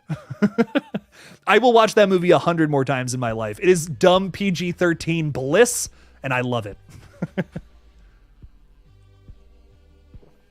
I love dumb shark movies. I love dumb zombie movies. As long as they're fun, you know, they can be stupid, but they gotta be fun. I'll pay you to watch 11:14. Damn. It's a great mood and tempo, very quick, engaging, and never dull. It's mean, nasty, and untruthful, deserving of the drama that unfolds during the night. I know you'll love it. Okay, Okay. I'm writing it down right now, 11:14. I'm gonna write it in big old letters right here. And just so you know, there's a lot of little, this is my scratch pad, so there's a lot of bullshit on here that makes no fucking sense. But you can't see that, but 11:14. See? It's right there. You also get to see where an ad is going to be in my Killer Clowns from Outer Space video, but don't worry about it. It's fine. I'm watching it. 11:14, baby. I'm here for it. Isaac, what's up, Isaac? How you doing? I think Cinemark is scared to put their MAXXINE tickets on sale because I will be buying out theaters just so it can make profit. Fuck yeah, Isaac. I'll be watching it at least 20 times. Dude, me fucking too. I'm so excited for MAXXINE. MAXXINE's gonna rock for a lot of reasons. I really think it could be the best of the X trilogy, depending on what it does. I really think if they have Richard Ramirez as the killer, though, I'm not gonna be super into that. I don't know. Ty West has mixed like real life events into fictional stories before, and it's worked because it wasn't like spot on exactly the same thing though. So will he be able to strike that balance here if that's the route he goes? I don't know. What I'm hearing though is that whoever the killer is in MAXXINE, it's going to be like some sort of murder mystery. That's what the rumors are saying, at least. Take that with a grain of salt, but I hope that's true. It's a rumor that I'm like, that's going to make or break the movie for me. I don't want to see Richard Ramirez running around killing people in that movie. I don't know. I think we got to have a separation of true crime and fictional slashers. Like, I want to root for the slasher. You know what I mean? I don't want to watch some douchebag who fucking really killed people in real life run around scoring kills. I just don't feel like that's fun. And MAXXINE looks to be more of a fun slasher, so I feel like that might not really be the tone they're trying to strike. But we'll see. We'll see, man. I'm really excited for the film, but I do have my concerns. My comments, questions, and concerns about it. I vibe with murder mysteries too. They're kind of in right now, you know, and with such a big cast like that, it's gotta be a murder mystery. Come on. It's got a crazy star-studded cast. Telling me it's not? Come on, what's up with that? Deadpool and Wolverine is going to be the best movie of the year. I hope so, Noah Atkinson. I hope it's not too Disney. I hope it really is a brutal, silly flick. Unlike a lot of Ryan Reynolds' most recent movies, I don't know, he hasn't really done it for me in a while. So I'm hoping this is a bit of a return for the guy. I'm really excited. I'm excited for it, but again, I hope it's good. Good evening, Jake and everyone. Hello, Leo. Welcome in, my friend. We might be an hour into this shit, but it's still fun. Still a lot of fun, and that's what matters. Hashtag Shark Night. I love the Shark Night love. Hell yeah. Gotta love that shit. Yes, a Ghostface killer perspective movie would be badass. That time in between 6 and 7 is end space. Anything could be in that time.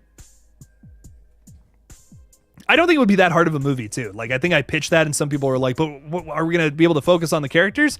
Yes, it's just your main character this time around is Ghostface. They have to blend in, you know what I mean? Like, that's the fun. It's the dramatic irony of the characters not knowing, but you do. You're in on the secret, but nobody else is. And I think that could lead into some scenes that you've never really seen before in the franchise. Even past making Red Right Hand, there's more ideas I have that I'm like, oh, that would have been so cool if I was able to do that. So there's a part of me that wants to redo Red Right Hand, if I'm being honest, and add more scenes to it. Like, I have this idea about a scene of someone figuring it out in front of the Ghostface, and he's just like starts stabbing the shit out of the person, like out of costume. And I'm like, there's so much you can do with that. Oh my God, that'd be so much fun. So, yes, 100%. Give me a Ghostface perspective movie. That reinvents your whole formula. You can follow the same old, but it's totally new again. It's totally fresh and awesome. I don't know. Manny's Matic Media, MMM, what's up, bro? The fan film Friday the 13th Vengeance is worth looking into also, especially part 2. That is a hard 18 plus from last year. They are on the tube. Dude, there are so many good Friday the 13th fan films that have been recommended in this chat, and I've never had the time to sit down and watch them. It's a shame. There's so many I've been meaning to watch. I think this one has been brought up before. I would love to watch that. I would love to watch it. I have to check these out. I'm always aching, always a little thirsty for new Jason movies in general. So I'll have to check it out. Manny, thank you for being a channel member as well, man. I appreciate you. Hell of the Living Dead is a good Italian zombie movie. A lot of good Italian zombie movies, man. I love me some Italian horror flicks. What's your thoughts on The Black Phone? I actually liked it. I like it. It's good. I don't know if it's my absolute favorite flick from Scott Derrickson, but I really vibe with it. I think that movie comes to life in its second act, though. That's what I will say. The first act it just feels really choppy to me. I would love to do some research on The Black Phone. I feel like it was cut down for time. At least like the 2 times I've watched it, that's always my thought. I'm like, I just feel like there's so much of this movie that it feels like it was like stuff was cut out of it. And I feel like whatever the full actualized version of it is maybe even better. The first act, there's just so many like fade the blacks when I'm like, why did we fade to black here? I want to see what happens. And I'm assuming a lot of it is because stuff had to be cut out to maybe achieve an R rating. Could have been something that was too brutal, if you catch my drift. So that's my guess, at least. But The Black Phone is awesome as soon as you get to the basement. That's all I'm going to say. As soon as you get to the basement and onward, it's fucking fantastic. But that opening is just a lot of weird stuff going on in the first act of that flick for me. Nerdy Mastermind is saying, Jake, do you think Sony Pictures should move the date of their I Know What You Did Last Summer film next year? It's on July 18th, and it's sandwiched between James Gunn's Superman movie and F4. What's F4? Why do I not know what F4 is? I should know this. Is that Fast 11? No, I'm kidding. I mean, maybe. I feel like I Know What You Did Last Summer isn't going to pull as many people as Scream did. Like some people think it's going to. Not that there's no excitement for it, not trying to say that, but I feel like there's a little more love for Scream than there is for I Know What You Did Last Summer, even though I feel like it pretty much shares the same fan base. If I were Sony, I would release that film like around the same time as like when Scream 6 got released. So like a March or April release date, but I mean, it literally has summer in the title, right? So like maybe more like May of next year. I'm trying to think what comes out in May of next year. Doesn't Megan come out May of next year? That might be cool to put those out around the same time. Might make some money. But I agree. I do think it'll be overshadowed by Superman. A lot of people are hyped up for that movie. Some people are angry that James Gunn is doing it, but I'm excited for it. I'm fucking here for it. I love James Gunn. I think his movies rock. He makes some great superhero movies, so I'm very excited for Superman. The other thing about it too is they filmed it here in my hometown, Cleveland. So that's another reason I'm very excited for it. I will be there day one. Your boy is very, very hyped up for that one. That's probably, besides Deadpool and Wolverine, that's the next superhero movie I'm really excited for. Oh, and also the next Spider-Verse movie too. I love those. Those are great. So, am I going to review The Boys season 4? Maybe. Trayvon, I'm really thinking about hitting this. Really thinking about starting to get into like deep dive videos this week, but I don't know. I'm really not 100% sure what I'm gonna do because I also got like a Scream theory video that I'm thinking about. So I don't know.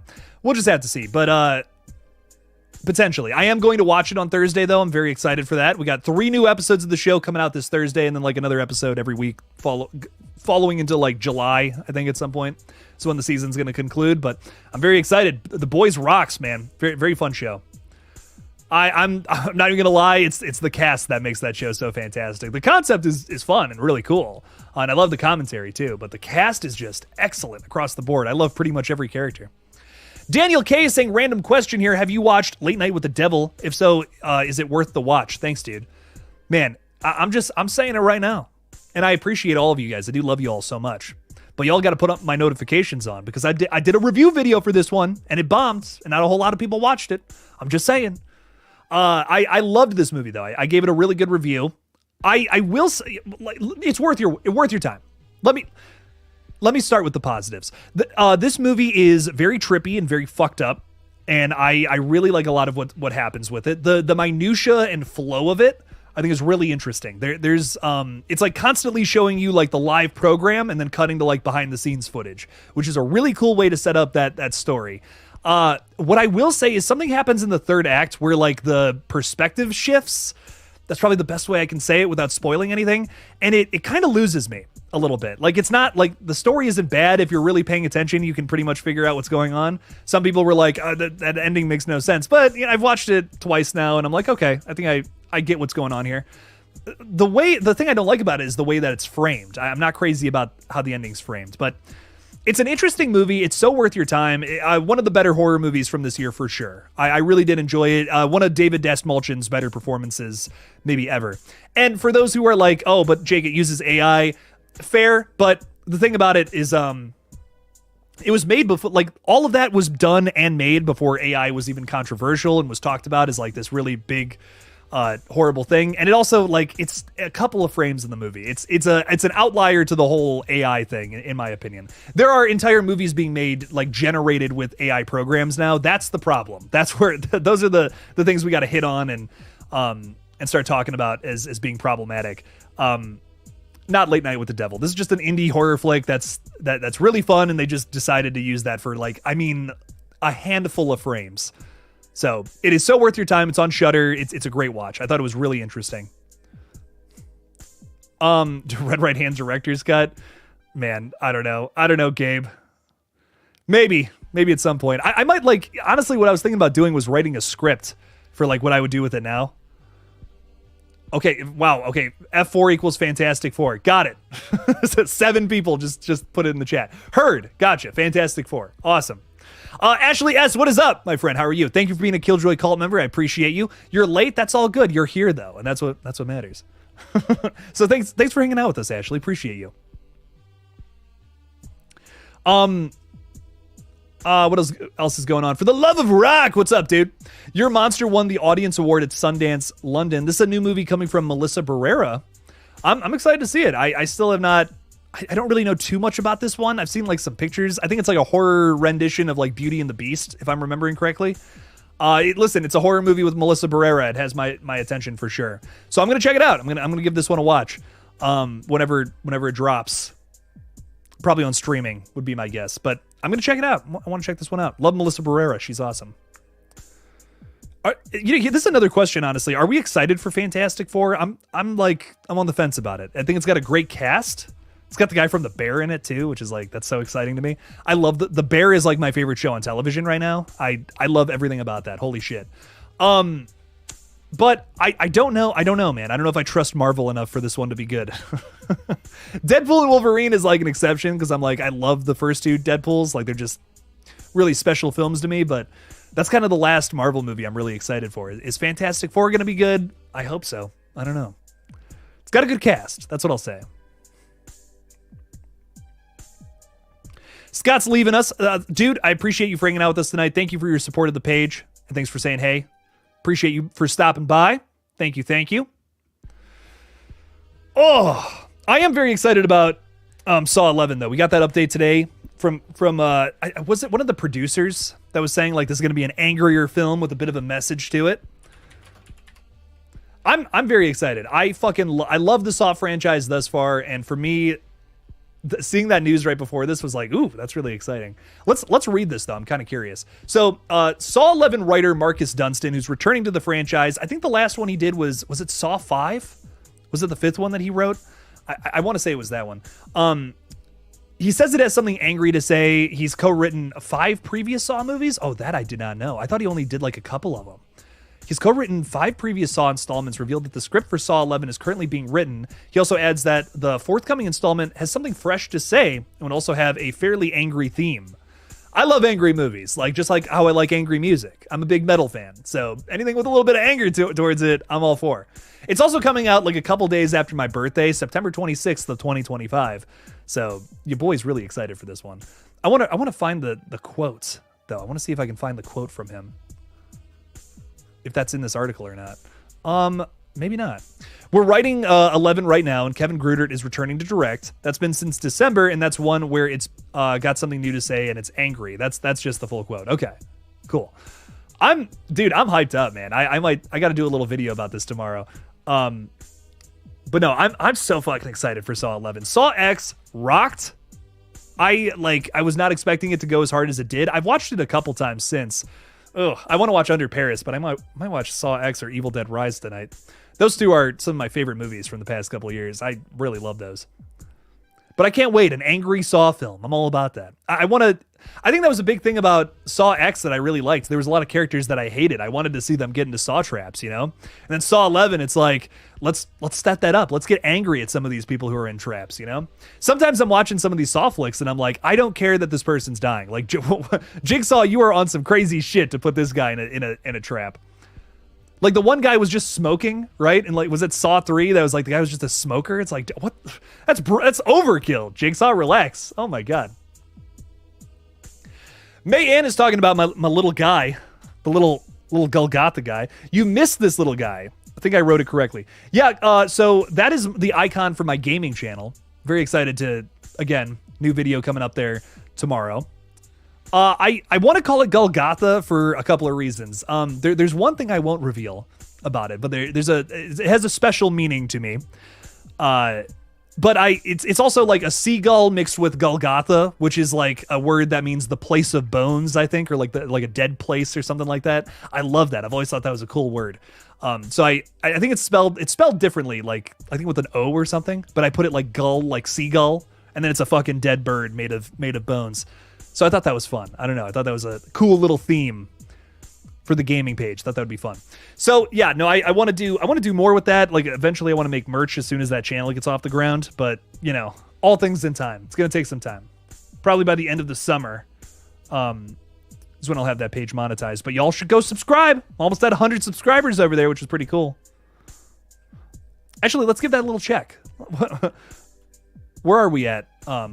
With that page. So 88 subscribers, that's 2 more than the last time I checked it. So I'm just saying, you know, there's 50 people here right now. 12 more people go subscribe. We might be onto something, you know, 100 subscribers before I even upload a video. That's pretty cool. That's pretty cool. Nerdy Mastermind is saying, I have hope for Fantastic Four. Marvel just rehired a few months ago Josh Friedman to rewrite the script. He wrote Spielberg's War of the Worlds, and just this year, Kingdom of the Planet of the Apes. Okay. I got some faith in it too.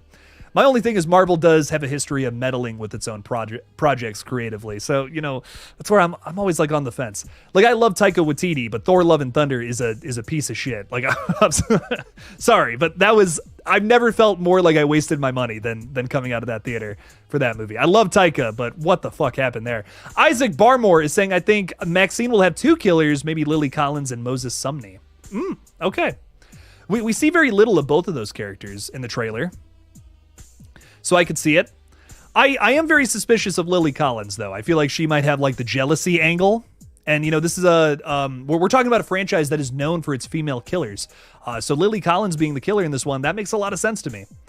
I believe Lily Collins is playing like one of the other actresses, right? Like that didn't get the role or something, if that's what I'm remembering. Or like oh yeah, she's the girl that's in the movie, but I don't know, maybe she's jealous of Maxine. Maybe she feels like Maxine didn't deserve the role. So there's a lot there. There's a motive. There's a total motive there. And I would not be against that, to see more female killers in this franchise. That'd be fun. I'm just thinking, I'm thinking about Pearl, I'm thinking about X, and I'm like, let's keep this theme going, right? That would make a lot of sense, Isaac. I think you're onto something there. Moses Sumney, though, like we saw so little of him in the trailer. He gives me more of like a Randy vibe, like a Randy Meeks from Scream. He's like, I think he's like the clerk at the video store or whatever, right? Moses Sumney. Yeah, it's that character, right? Yeah, I really think he's going to be more of our like Randy-ish type character. But we'll see. Hey, we'll just have to see, man. I'm excited. I'm really excited to have everything I know about this flick just completely be turned upside down when we finally get to it. If you had a movie based on you, who would you get to play you? I think Pedro Pascal. Dude, if Pedro Pascal played me, I'd crap my fucking pants. That's awesome. Yeah.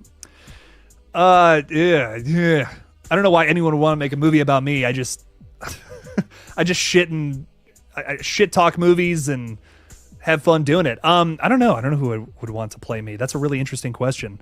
Maybe Timothée Chalamet if he wasn't so beautiful. Oh wait, what the fuck is his name? Peter Parker. I can't remember his fucking name. Spider-Man: No Way Home. Tom Holland. Why couldn't I fucking think of Tom Holland? I think I could go. I think that could work. Tom Holland's a prettier version of me. I just got this big forehead, man. Like what is going on here? This is like a good 3 inches, If I could just take this down a little bit, like down to here, I'd be happy. You love Scream 3? Locke is saying Maxine is going to scratch the Scream 3 itch and be better in every way. And I love Scream 3. Dude, I feel that, though. I love the idea of a Hollywood set slasher, just in general. And Scream 3 is fun, for what it is, but I just never felt it was scary. Like, it's just a goofy movie, Just very Scooby-Doo-esque. And I remember I said this on a stream in the past. And someone was like, what's wrong with the movie feeling Scooby-Doo? And I'm like, there's nothing wrong with that, but it's not Scream. Like, Scream doesn't feel Scooby-Doo until you get to the third one. So I don't know. It's very not the tone of the rest of the franchise, which is what's so odd about it to me. And I just don't feel like it's the best direction. Like, doesn't Randy even say, like, you got to get bloodier, you got to get gorier and more intense as the sequels go on?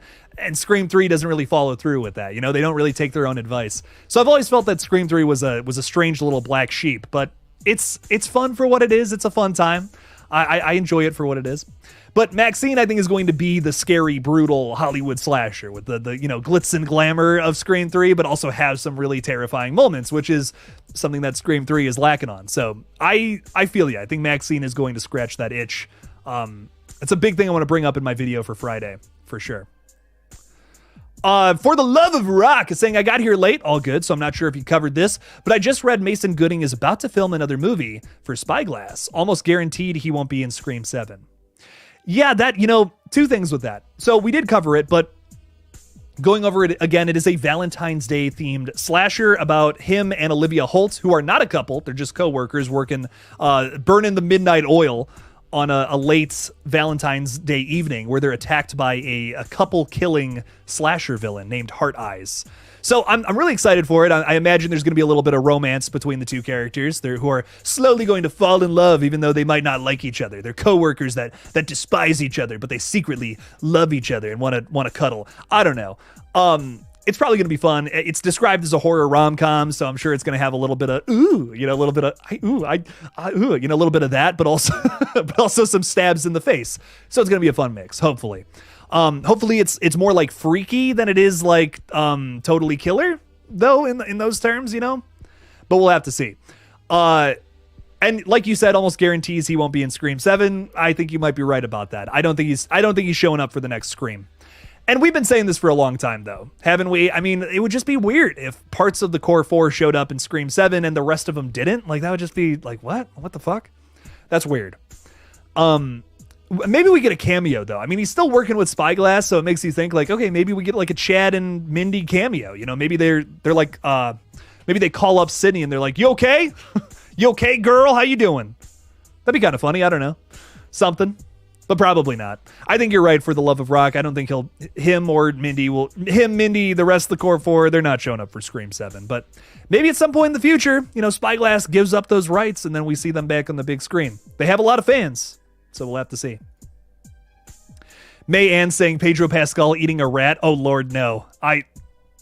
Come on, wouldn't that be awesome? Oh, that would make me so happy. See, that's what I want for Fantastic Four. Pedro better fucking eat a rat or I'm walking out. I ain't here for it. Not trying to spoil, but rewatching first MAXXINE trailer, you can see one of the deaths is Halsey's character. It shows her face's corpse. Oh, yeah. No, I've noticed that. Yeah, isn't she like the half naked one? Like, I don't want to say that too loud because I don't want to spoil it. But yeah, I'm pretty sure that was spoiled by the trailer. I also feel like I talked about it in a video a while back, but I feel like we pretty much know who one of the killers is, at least at this point. And if you saw my video on it, check it out. If you didn't, I won't say. But I'm 99% sure I have at least one of the killers figured out based on the trailer. Christopher Sean is saying, Jake, I recommend for you a horror film called The Coffee Table. Dude, Dylan from Splattercast is nonstop in talking about this one to me. It's recent and has gotten excellent reviews. I heard that Stephen King was disgusted by this film, and that makes Jake very excited. I've been meaning to watch this one. I saw a trailer for it, but the trailer did not really give a whole lot away, which is great. Good thing about the trailer. I've been meaning to watch this one. I just haven't had time to sit down and check it out. Like I said earlier, I've been working since midnight of last night. And I'm just getting done now, which is crazy. Took a little nap in between there, but come on now. So at some point I'm going to sit down, catch up with all these movies, but shit's crazy right now. Trying to get 3 channels off the ground as well as make a short film. It's tough. A lot going on. But Coffee Table, it's on the watch list. I promise you that has been on the watch list for a while now, for sure. I have a big forehead when I go to sleep. I don't have dreams. I have movies. You got a whole projection booth up there, right? Me too, Michael. Me too. I feel it. Big forehead gang. Love to see it. Oh my God. Scream 3 lacks in terror and horror department. Yeah. I mean, it's fun, but it's just like, come on, this is a Scream sequel, not a scary movie sequel, you know? Madison, what's up? How's it going, babe? What's up? How you feeling? Madison is sick, everybody, so tell her, hey, I hope you feel better. Write that in the chat. Hey, I hope you feel better. Buster Brown. So, I hope you feel better, Madison. Hugs and kisses. Hope you feel better. It's no good. The Coffee Table is wild. I'm lacking. I gotta fucking see this movie. Everyone's seen it. May Ann's seen it. Damn. Can you please read my question? I got you. You hate Scream 3. Jake, I watched a first-time watch horror movie last night called Valentine 2001. Have you seen it before? Valentine 2001 rocks. It is from director Jamie Blanks, who also did Urban Legend. A very underrated horror flick, in my opinion. I love that movie so much. Jamie Blanks is responsible for 2 of my favorite, offshoots of Scream. There's a lot of movies in the late 90s and early 2000s that were totally trying to emulate that same teen horror vibe of Scream. And in my opinion, Urban Legend and Valentine 2001 are some of the best ones to do it. I really love those flicks. Those are so much fun. So hell yeah. Hell yeah. Look at this. Look at all this love in the chat. Please feel better, Madison. Feel better, Madison. Good stuff. Good stuff. Thank you. That's so funny. Good stuff. Marley Kai is saying, if anyone mocks your big forehead, it means you have a big brain, which means more intelligent. Well, I don't know about that, but I appreciate it. I've definitely killed a lot of brain cells in my time, but means a lot. There's a classic horror film called The Children from 1981. The kids hug their parents and it melts them. Ooh. I've never seen this one, Christopher, but I love it. I'm hooked already just from that. I've been getting crazy hiccups lately. I don't know what it is. Like, I've just been getting, anytime I drink something that isn't water, I am just hiccup city. I don't know what it is. I gotta do like a digestion cleanse thing. You guys ever do that? Like the kombucha? It's like really good for digesting shit. I think I gotta get one of those. It works too. Like, it's not like some snake oil shit. No, like that I vibe with it. Like, I drink one of those and it's like, it's kind of gross. It tastes like vinegar, but it's like, dude, goes right through you. You poop it all out, and it's great. You guys didn't need to know that, though. Anyways, Nola Ray throwing a little ghostface stabby, triple stabs in there. Love it. Love to see it. Very good stuff. Nola, thank you for being a channel member, and I love your cat. I love the cat so much. I'm a big fan of cats. I'm a cat dad myself. I have two wonderful little brats that walk around the house all day begging for pets and water out of the sink. I love them. I love them to death. They're wonderful. I think one day I will own like 7 cats, and I will just like have a blanket made of cats that I can just pet. It'll be wonderful. Love them so much. I love dogs, but I'm allergic to them, so much more of a cat guy. Her name is Eartha? Oh, Eartha Kitty. I love it. I love it. I agree with Noah here. So cute. Very good stuff. Nice. I love Eartha. If I go back to sleep and if Art is back in my dreams, what should I take to defend myself from him in case he chases me around the store again? Just give him a hug. Art the Clown is an innocent guy. He was just goofing around, you know? Everything that happened in the last 2 movies, he was just goofing around. He's a good guy. I promise. He's innocent. That's what I should do a video on. Art the Clown is actually innocent. That would be so funny. I should get like people from Terrifier to be in that video. Be like, no, that was, you know, they're just making him out to be like this bad guy. All those scenes, it was just VFX. Just Dreaming Insomniacs. What's up, Joe? How you doing, man? Hey, let's schedule a pod soon. Stoke the chat. We should do that, Joe. I've been so busy bouncing around making shit happen. I just haven't had a time to do that. But yeah, let's do it, man. Let's make something happen. What's up, though, man? I appreciate you stopping in. How are you? How's everything going with the music and all that? Let me know in the chat. I'm curious. Thanks for the $2, though, man. I appreciate it. Thank you for the support. Dreaming Insomniacs has got an awesome page. They talk about horror, but he also like makes music, man. It's good stuff. It's good stuff. Go check it out. Give it a listen. Also, I have a little funny story. Before I get Joe, I'm gonna get to your thing. I just saw it. Actually, hang on. Let's get to that real quick. I've been busy too. I understand. Audio engineering in school. Solo album just dropped. Nice, man. Hey, fantastic. Sounds like you're moving up in the world, Joe. I love to hear it. Love to hear it, man. All the love to you. Good luck on all that shit, dude. It's tough stuff, but you got to make your own shit happen, you know? Madison is talking about like the shark in Jaws. I showed Madison Jaws for the first time this weekend. We watched Twister. And I was like, she's like, oh, Steven Spielberg produced this. Like, I haven't seen a bunch of his movies. I'm like, you haven't seen Jaws, have you? I'm like, oh, we got to watch that. So we watched Jaws, and her take was she felt bad for the shark. She was like, no, when the shark exploded. And I'm like, this is like the most triumphant ending in a movie ever. Like, what? What? You can't root for the shark. Bruce was eating people. But that was really funny. Really funny moment this weekend. Happy you are well. Thank you. I am very well. Thank you for the love. All the love, dude. All the love. We got to make something happen on here soon. For sure. Oh my God. Loctus. Thank you for being a member for 13 months. Now show her the Jaws sequels. I don't think she could sit through the Jaws sequels, dude. Some of those are rough. 2 is worth your time. 2 is a fun one. But Jaws 3. Oh my God. Jaws 3D is rough. I loved that movie as a kid, though, and I don't know why. Like, I go back and I look at my younger self, and I'm like, why? Why did you watch Piranha 3D like 7 times in a row, dude? That movie and Jaws 3 was like, I loved them to death. I think that's why I have this like affinity for any like shark or water themed movies.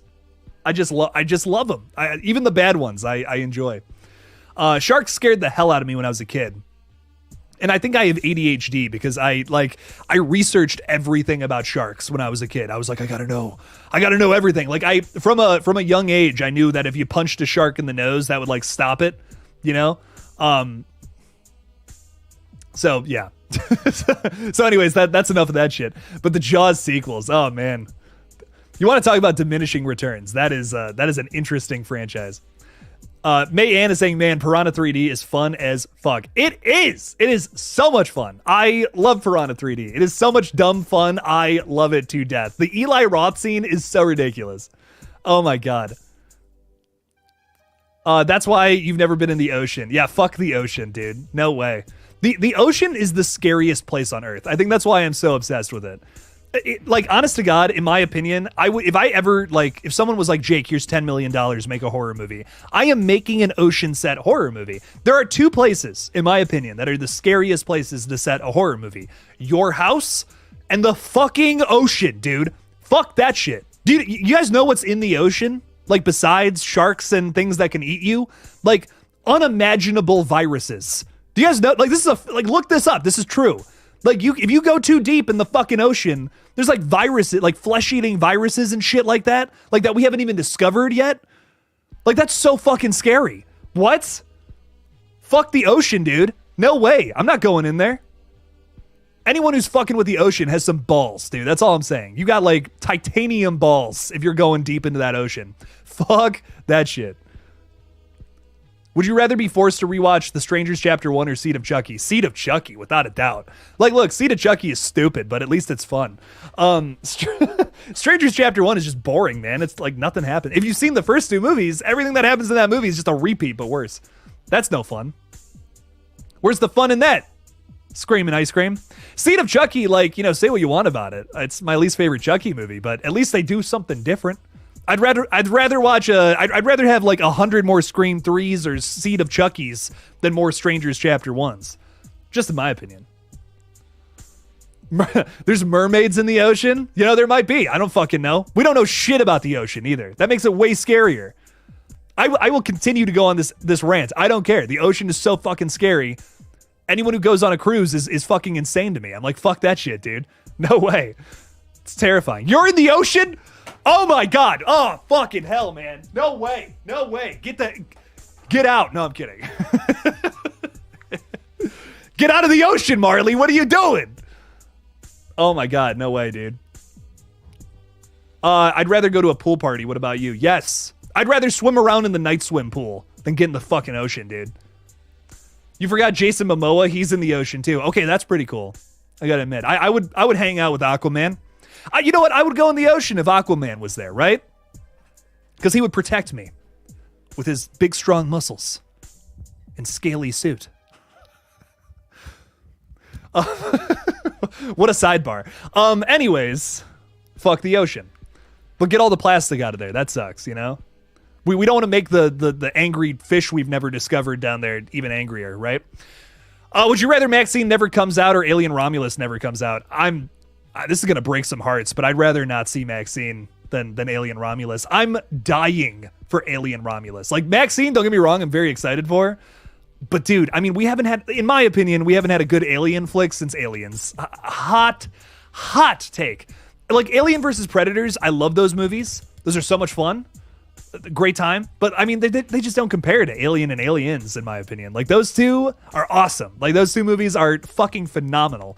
And I feel like Alien Romulus could be of the same quality, like right up there with those two. I don't think it's going to be better. Hot take. I really think I'm going to be ranking the franchise Alien and Aliens at number 1, because how can you say one is better than the other? But right below that, Alien Romulus. Hot take. MAXXXINE, though, I'm very excited for. Don't get me wrong. Like, I can't wait to see that movie, but I am like foaming at the mouth for Alien Romulus, dude. It's a new Fede movie too. Like, that's another thing about it. I don't know if you guys remember, but back in 2018, Fede directed this movie called The Girl in the Spider's Web or something. I didn't see it. I still gotta see it if I'm being real. I hear it flopped. Like, from what I've read about it, total flop. And the guy hasn't directed a movie since. He has produced some movies and directed some TV and stuff like that, but he was kind of like falling off there for a little bit, and then he got this shot with Alien Romulus, and now it's like one of the most anticipated movies of the year. So there's a lot to be excited for with Alien Romulus. There's a lot to be excited for with MAXXXINE though too. But there's like the stars aligned perfectly to make Alien Romulus, and Oh my God, I'm over the fucking moon about that movie. It's one of the movies I'm the most excited for that I've ever been the most excited for in all of this YouTube shit that I've done. So, no, I'm very excited for that one. MAXXXINE's gonna rock though too. Don't get me wrong. I guess we will never see Jake in an army submarine. You never will. I will never agree to do that. No way, dude. Fuck that shit. Now, don't say I'm not in the ocean haunting you. Don't even joke about that. No, I'm kidding. Mastermind Killer is saying, I believe the real actor who played Mike in Jaws died before Jaws 3 and 4. Also, the little girl Thea in Jaws the Revenge was murdered by her father right after the movie finished. What? Shit, I did not know about this. There's a lot of weird things about Jaws the Revenge. This was something I did not know about. Oh my God, yeah, that comes right up. Oh my God. Yikes. Oh my God, that's fucking terrible. I'm like reading about this right now. That's true. Like that's 100% true. That's so fucked up. Jesus Christ. What the hell is wrong with people, dude? That's fucked up. Holy shit. There's a lot of weird shit about Jaws the Revenge, though. I mean, you could do a whole video on how strange that production was. Anthony, what is one of the worst horror movies you have ever seen and why? Honest to God, the worst one I've ever reviewed on this page has to be The Strangers Chapter 1, at least for me. It commits every sin that I hate about franchise continuations. I hate it. I think Jeepers Creepers Reborn, though, is up there, too. I think that one was pretty bad. The worst movie I've ever seen, though, is Day of the Dead 2 Contagium. It is astronomically bad. Nothing happens. It is a zombie movie without any zombies. Like, there's some at the end. That's it. Wow. It is a movie that is just brain rot. Like, it melts your brain watching it. It is so dumb and so pointless. Whew. Damn. It's a movie try to cash in on the name and name alone. It's rough, Anthony. It is a rough one. I don't know. I used to say House Shark was the worst movie, but after watching Contagium so many times, because it's really funny to show my friends and make them go through the brain rot that I've gone through so many times now, that's the worst. It's terrible. Dear God. Madison, what is in your opinion the best Alien movie? It's like impossible to answer. Like Alien and Aliens are so good for totally different reasons. Like Alien is one of the best sci-fi horror movies ever made. Aliens is one of the best action horror movies ever made. And it's like, how can you say one is better than the other? It really just comes down to preference. Like, which one do you prefer? You can't say one is better than the other because they're both so fucking good. I think I've probably seen Alien more than Aliens, although I will say Aliens is probably more digestible than Alien. But they're both so good. I mean, they're both just so great for totally different reasons. The original Alien, terrifying. Aliens, so much fun and has a lot of action-packed moments and shit. But it's also has some terrifying moments too. So I don't know. It's tough to say. There's a great argument for both because I think they both have great characters. They both have a little bit of commentary. They both have some brutal moments and great practical effects. Oh, it's impossible. It's impossible to answer that question. But I do gotta watch Aliens again before Romulus comes out. So we might have to watch those two. They're really fun. Oh, not just the Alien franchise. I mean, like all movies that are about aliens. I mean, probably Alien or Aliens still. Like, I'm not gonna lie, those are fantastic movies. I mean, some of my favorite movies of all time. If I'm being real, those are so good. What else is up there though? I think Fire in the Sky is worth mentioning. Signs is great. Signs, Fire in the Sky, Dark Skies is an underrated one that doesn't get talked about a whole bunch. There's a lot of good Alien movies. I'm trying to think what else is not much else is coming to mind for some reason. A Quiet Place is technically an Alien movie. So I'd put that somewhere up there. Those are fun movies. A lot of good Alien movies though. So some good stuff out there. Jordan Talks Film. What's up, dude? What's up? How you doing? Sup, Jordan? Thanks for being a channel member. I appreciate you. Welcome in. We got like 10 more minutes of the stream, so if you got any questions, throw them out there. Noah Atkinson is saying, please listen to my hot take. I'm seeing Bad Boys 4 tomorrow evening at 7 p.m. at Cinemark XD with a couple of friends. Dude, enjoy. I'm hearing really good things about it. Noah. So enjoy. I love the director of this one, so I'm excited to see what it's all about. I might actually see it in the theaters too myself at some point. So enjoy, have a good time with it. Cracking the old neck. We need an alternative Alien Part 4, Part 3. We need both of those, if I'm being honest. Alien Resurrection is fine. It's just a fine movie in my opinion. Alien 3, I don't know. I'm just not crazy about it. It ruins everything about 2. Like it's just not canon in my mind. It ruins everything that happened at the end of Aliens. I'm just not crazy about it. Saw 3D, the final chapter, or Texas Chainsaw 3D? Definitely Saw 3D. I think the final chapter is crazy underrated. I like that movie way more than I should. It's got its shortcomings, but I really enjoy it. I've watched it so many times. I don't know. I vibe with the final chapter. Texas Chainsaw 3D, I don't know. It's got it has its moments, but the CGI kills, the weird story that doesn't make any sense. I don't know. Nah, I've never been crazy about TCM or TC3D, as I like to call it. Misery is fire. I agree. Old school. Misery rocks. Great movie. That hobbling scene is fucking hard to watch even today. Not horror related, but I wish we'd get Back to the Future 4. Kind of tough to do, I mean, maybe with the original cast if they'd be into it, but I wouldn't want to see a remake of Back to the Future. I just don't feel like they could really do that. It's a franchise that is so locked in the 80s, I just don't know how they could continue that. I love the Back to the Future trilogy though. Such fun movies, but I don't know. It'd be tough to do nowadays. Mastermind Killer, The Mist was a classic. It sure was. The Mist is fantastic. To this day, I think the very best person to ever do Stephen King, with Mike Flanagan being a very close second, is Frank Darabont. Frank Darabont understands how to adapt Stephen King. So many people want to be way too faithful to his books, and that's the problem. Stephen King, his writing is very weird. If you've only seen Stephen King movies, you will be shocked by reading some of his books because they are way weirder than what you're used to. Frank Darabont understands how to how to siphon through that weirdness and put what needs to be on screen. He's done The Mist, he's done The Green Mile, and Shawshank Redemption, and all three of those are, in my opinion, top 10 best ever Stephen King adaptions. So, dude gets it. Dude understands how to make a Stephen King novel into a movie. But Mike Flanagan, dude, he's up there. And I know some of y'all are like, but what about Stanley Kubrick? Stanley Kubrick's The Shining is not the book. It is not. It is Stanley Kubrick's own thing, loosely based on the book.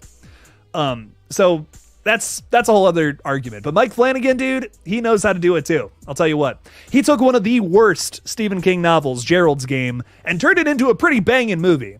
And then also Dr. Sleep rocks too. But that's also, I like the Dr. Sleep book. I think it rocks. It's really dark. It's a really dark novel. But Mike Flanagan made that work with the screen adaptation, in my opinion. So Frank Darabont, Mike Flanagan, whenever they're doing Stephen King, it's going to rock, in my opinion. So would love to see more from them. Oh, I forgot Nope. You're so right, Marley Kai. Nope is an excellent Alien movie. Totally agree. Madison, if you're still watching, we got to watch that one. Worst Stephen King movie. So here's the thing. Here's what's tough about this, right? I don't want to say because Pet Sematary Bloodlines comes to mind, right? But that's not really based off of one of his books. That's a prequel to the remake that feels like AI wrote it. So I don't know if that really counts, right? I think that's such an easy jump to. But what is the worst movie based off of a Stephen King book? Damn, that's honestly tough. I mean, a lot, for me at least, I really enjoy pretty much all of the ones I've seen that are strictly based off of a book, not a continuation to something from the past. Oh, Dreamcatcher. Oh yeah, Dreamcatcher. Yeah, the Dark Tower's worse. Yeah, no, you're right. Ty Lee is spitting facts here. The Dark Tower is the worst one. And the problem is the Dark Tower is one of the best Stephen King series of novels, in my opinion. I really love them. It's a great story. And also again, the best twist ending of all time. There's no better twist ending than how the last Dark Tower book ends. It is It's fucking brutal. It cuts like a knife. It is, I don't know. There's no better ending. There's no better ending to a book, in my opinion. It is so thought-provoking and so just like a stab to the heart. It is so brutal. But yeah, that's the worst one. And Daniel K., I see you bringing up Maximum Overdrive. That's not based off of a book. That's an original screenplay from old Stephen King. I think I'm one of the 3 people on the planet that actually like it. I enjoy Maximum Overdrive because it's so bad it's good. Like, it is so much fun. It is ridiculous. There is like a 5-minute sequence where they just play AC/DC songs and fill up the evil trucks filled with gas. That's so fucking funny. That's hilarious. That movie was clearly made by a man on cocaine. Like, I don't know what to tell you. It's incredible. It is a weird fucking movie, but God, I really love it. Would you rather fight Michael Myers or Leatherface fist to fist, original movie versions? I feel like, so fist to fist, if I'm fighting Leatherface without a chainsaw, I feel like I got a chance with that guy. Like, he's big, but he's dumb. You know, I could get a few, like, I'm kind of small. You know, I feel like I could move faster than him. I'm fucking dead if I try to fight Michael Myers. No way, dude. No way. Leatherface at least is like not super intelligent, so like I could maybe, you know, maybe take him. I'd have a chance there. Michael, not at all. No, I'd be so done for. Oh, I think I just did something. There we go. What is the worst and best Texas Chainsaw Massacre? For me, my favorite one will always be the original. It scares me on a level that no other film really does. I think it's great. What is the best or what's the worst? You know, even though Texas Chainsaw 3D is like, it's got some really dumb moments to it and I'm not crazy about it, I don't even know if it's the worst. Like, Leatherface is really boring to me. I don't know. I've never been crazy about Leatherface. That's probably the one I've watched the least too. I have the least interest in. That and the third movie are just like kind of boring to me. I don't know. Those two I would probably put at the bottom. Even like Texas Chainsaw The Next Generation, again, it's a movie that's like, at least it's got something fun about it. Like, it's B-movie bliss in a way, right? It's got some fun moments to it. It's a dumb movie, but at least it's fun. I don't know. For me, the worst thing a movie can be is boring, and I'm bored to tears watching movies like Leatherface and Texas Chainsaw 3D, which kind of just, like, Texas Chainsaw 3D, it just feels like a worse remake of the original. Leatherface, it tries to reinvent the franchise way too much, in my opinion. And I don't know. I don't think it really worked for me. The twist ruins it too. The twist really ruined that movie for me. Barb has been a member for a year as well. We've had a lot of year-long memberships tonight. Hell yeah. Thank you, Barb. Thanks for the support. Appreciate you. What's the next theater film you're heading to see? Well, so Bad Boys is out, and I'm kind of thinking about seeing that. I'm so broke right now. Like, I'm waiting for that next check to come in. I'm not gonna lie. But I'm definitely seeing Quiet Place. Like, I know that for sure. I'm checking out. So that one, 100%. Quiet Place, day one. I'm kind of excited for it. You know, I'm kind of excited for it. I like the first two, but I don't. I've never been crazy about the franchise either. So we'll have to see, though. I'm really seeing it for the cast. I'm not gonna lie. Like, that's the biggest draw to Quiet Place day one for me. I love the cast for that entire movie. It looks awesome. It looks like it's gonna be a lot of fun. I think the different setting too is really gonna add a lot of flavor to that one. So, no, that one for sure. But Barb, thank you for supporting this channel. It really does mean a whole lot to me. Thank you so much. It's been tough. I've been busting my ass making this page work and all that for a while now, and I really do appreciate your guys' support. It means the world to me. So. Thank you, guys. So much love to you all. Jake is going to be signing off, though. Really do appreciate all your guys' support tonight. And I'm just excited to talk a little more horror with you later in the week. We got a big live stream on Thursday the 13th. Not quite Friday, but close enough. To talk about Friday the 13th, Part 2. One of my personal favorite entries in the entire franchise. Very excited for that. I got a fun lineup for that, too. We got a lot of guests coming on Thursday. So I'm excited. It's going to be fun. So make sure to check that out on Thursday. That's the next time I'll be live. Tomorrow, I got a gaming video going up on Golgotha. Again, go subscribe. What's the sub count on that, by the way? Golgotha is still at 88, so none of you subscribed. That's okay. Makes me a little sad, but that's all right. No, check that out tomorrow. That's going to be fun. Killer Clowns from Outer Space video game videos going up. And then on Friday, I'm doing a big video on MAXXXINE. I'm talking about just all big thoughts. It's going to be a long ass deep dive video talking about everything I need to say about MAXXXINE before it comes out. Make sure to watch that video. It's going to be probably the only video that goes up on this page this week. Give it a watch. It's going to be a good one, I promise. So check out this page Thursday for a live stream, Friday for a live stream, and that MAXXXINE video. And like I said, big gaming video tomorrow. So thank you all for hanging out with me tonight. So much love to you all. Thanks for supporting this page. And as always, don't forget to kill it out there, y'all. Peace out.